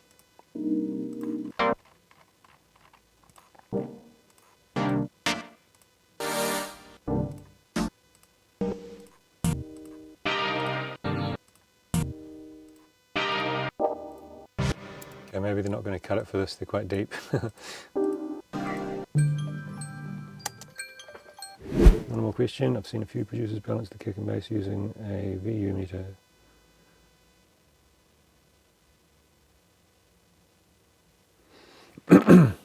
Yes, I do. I don't use a VU meter, but I use basically a similar. I mean, I've got a video on my channel that explains how I go about balancing kick and bass. It's one of the most popular videos on the channel, so jump over there and check it out. You can see my method, but it's basically the same as that. So yeah, setting. So at the start, I set the kick, just a really rough rundown. I set the kick at, it's almost arbitrary. Then I set the bass at about 5 dBs below the kick, and that's just a really safe starting point. You get like a punchy modern sound on your bass, but the kick is really driving. Also important for like modern, to get a modern sound. But yeah, that's a good starting point. Where am I going to find a one shot? All right, let's just right, let's chance it. No, I want one shots, music. Something like that, maybe.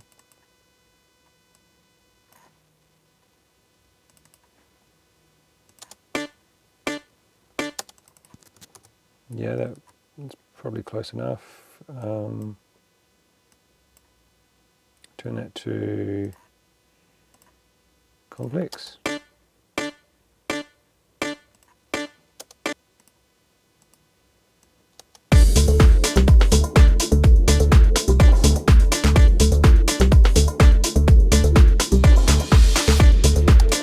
What are some good times to use Pultec EQ on the kick? I don't know. I've experimented with it myself. I'm a big fan of just getting the right sound rather than messing around with them too much. But it's like a really tried and tested method. Works for some people. You attenuate and, well, I don't know. You boost and attenuate the bass at the same frequency or something. I don't know. I've never really found it to be better than finding a better kick. But I think if you're going to use like a 909 kick drum, then using a Pultec EQ, doing the Pultec EQ trick, which you can just Google, find a million tutorials on YouTube about how to do it. But I think that's a good idea, good solution for that.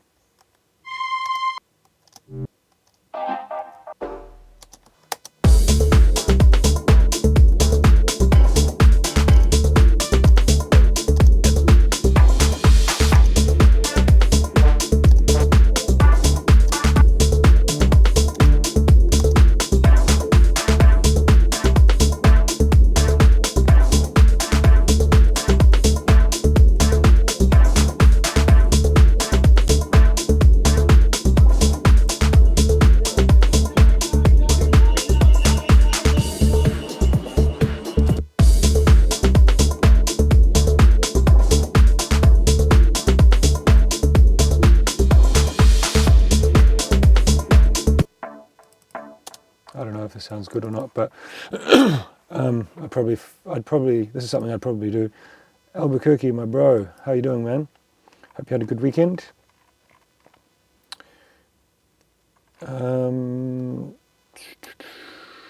Yeah, if I had a bit more time, I'd probably like work on the sound a bit more, but we're almost out of time.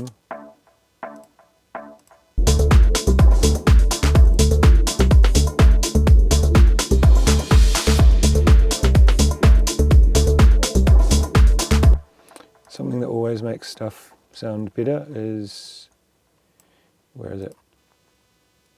Tel Chorus LX.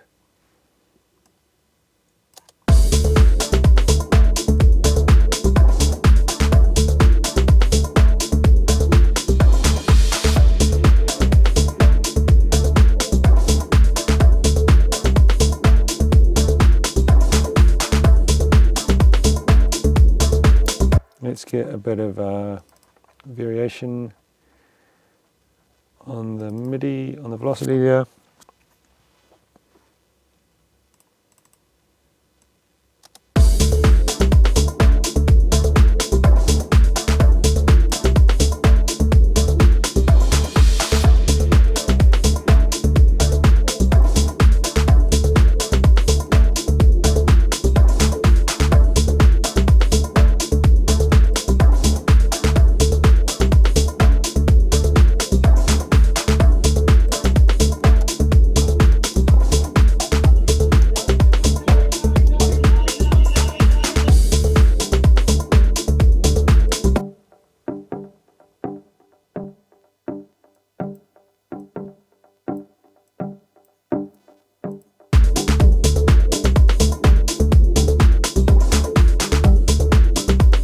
Now that's just going to clash with the bass. I want something that's a bit...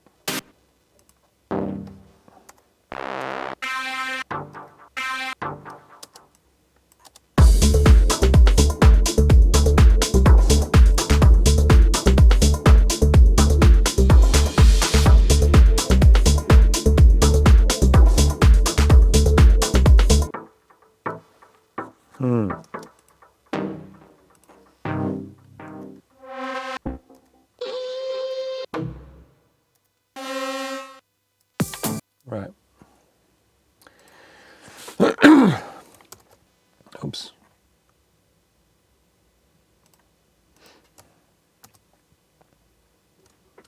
Saving it and duplicating that, adding Diva, and going to presets, user presets, Dilby Pluck 1.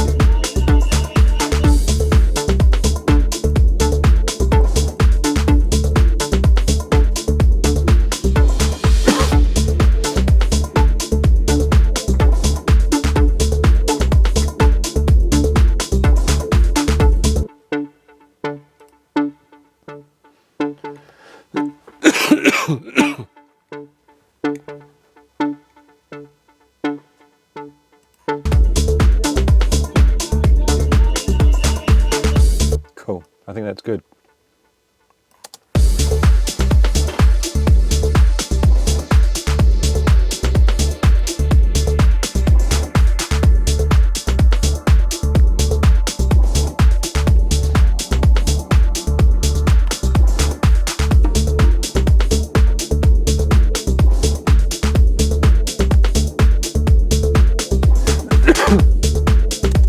So next, let's make a kind of answer to this. So we can kind of use one. Where can I use it? Let's say we'll move that one to there. And then we have that one there. And this, let's make a different pattern. I'll just make it with the same sound and then find a different sound.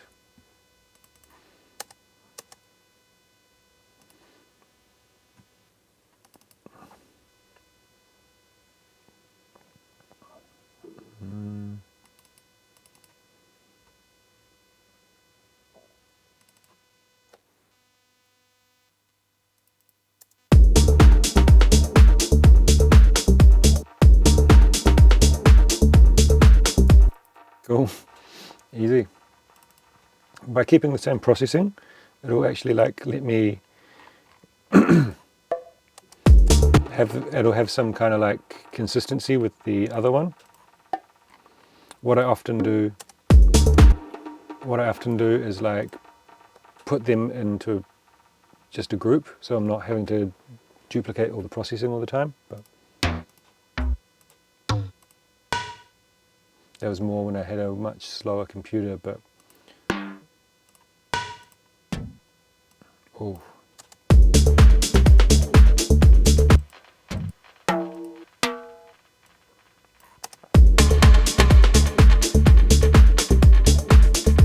Yes, love that.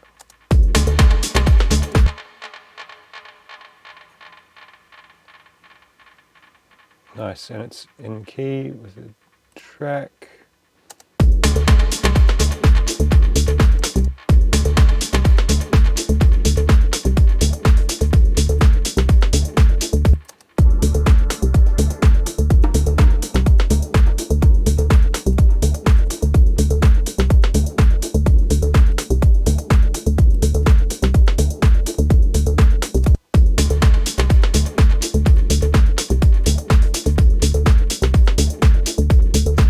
I just take those off.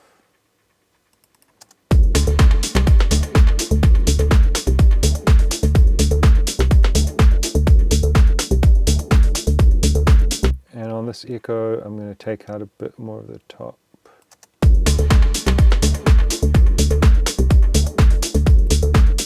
Where am I? No.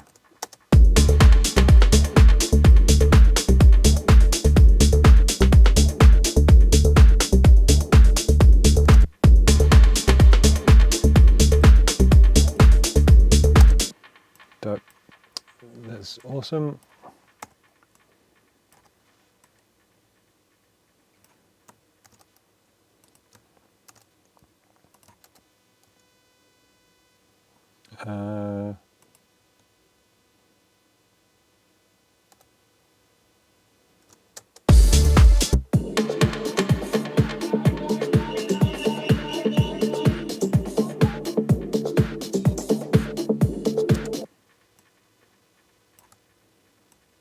Probably doesn't need such a big build-up, but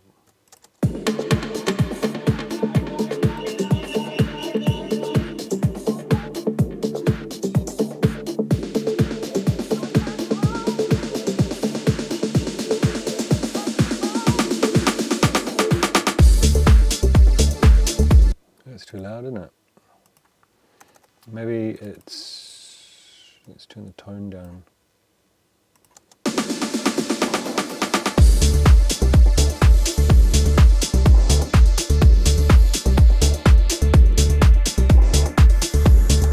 So just to clarify where we came from and where we're at now, here's the original.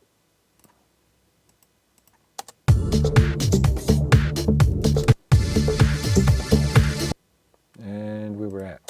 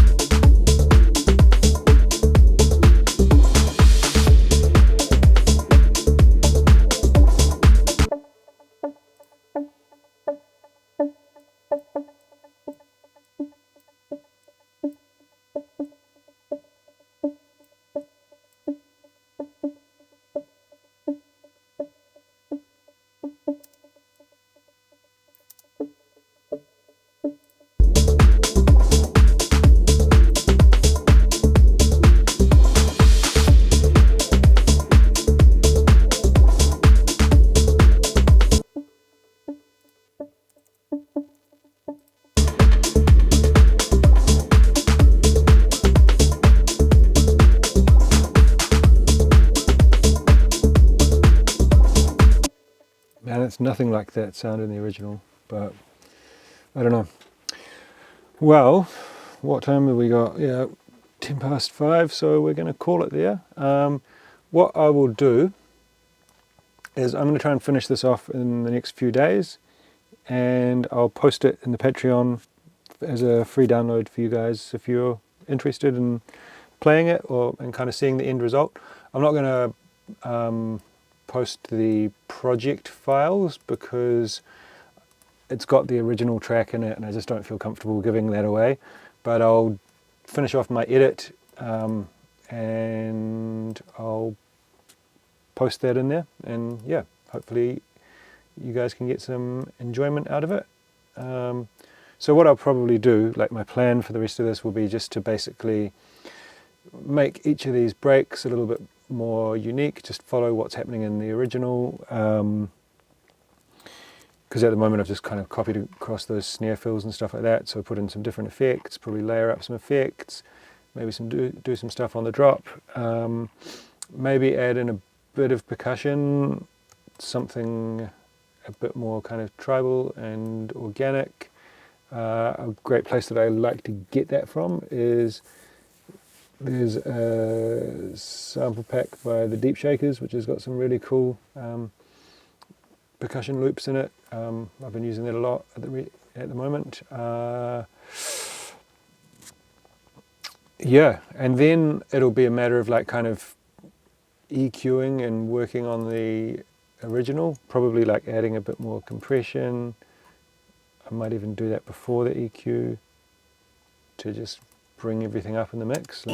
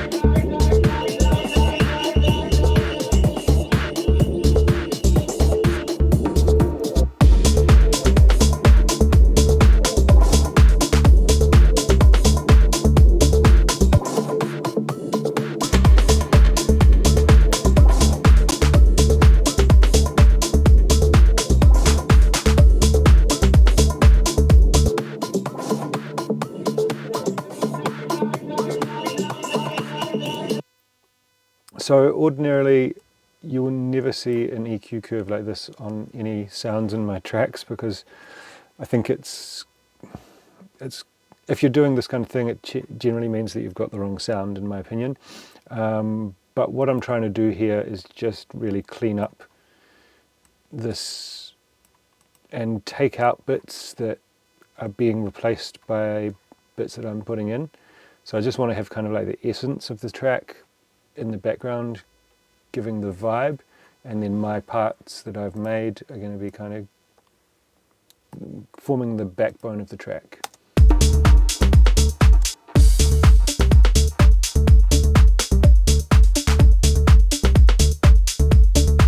So it doesn't really sound that great without the atmosphere and stuff of the original.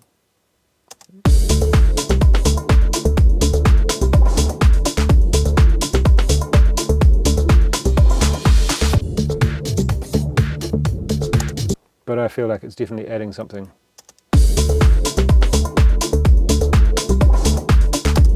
Alright guys, I'm going to sign off there and catch me in the Patreon for this track free download. Hopefully I'll finish it off this week and it will be available. I'll post it when I do, and we should all things going to plan, be back with a regular video next week. Alright, take it easy, enjoy your Sunday or whatever day it is, wherever you are, and we'll speak soon. Ciao.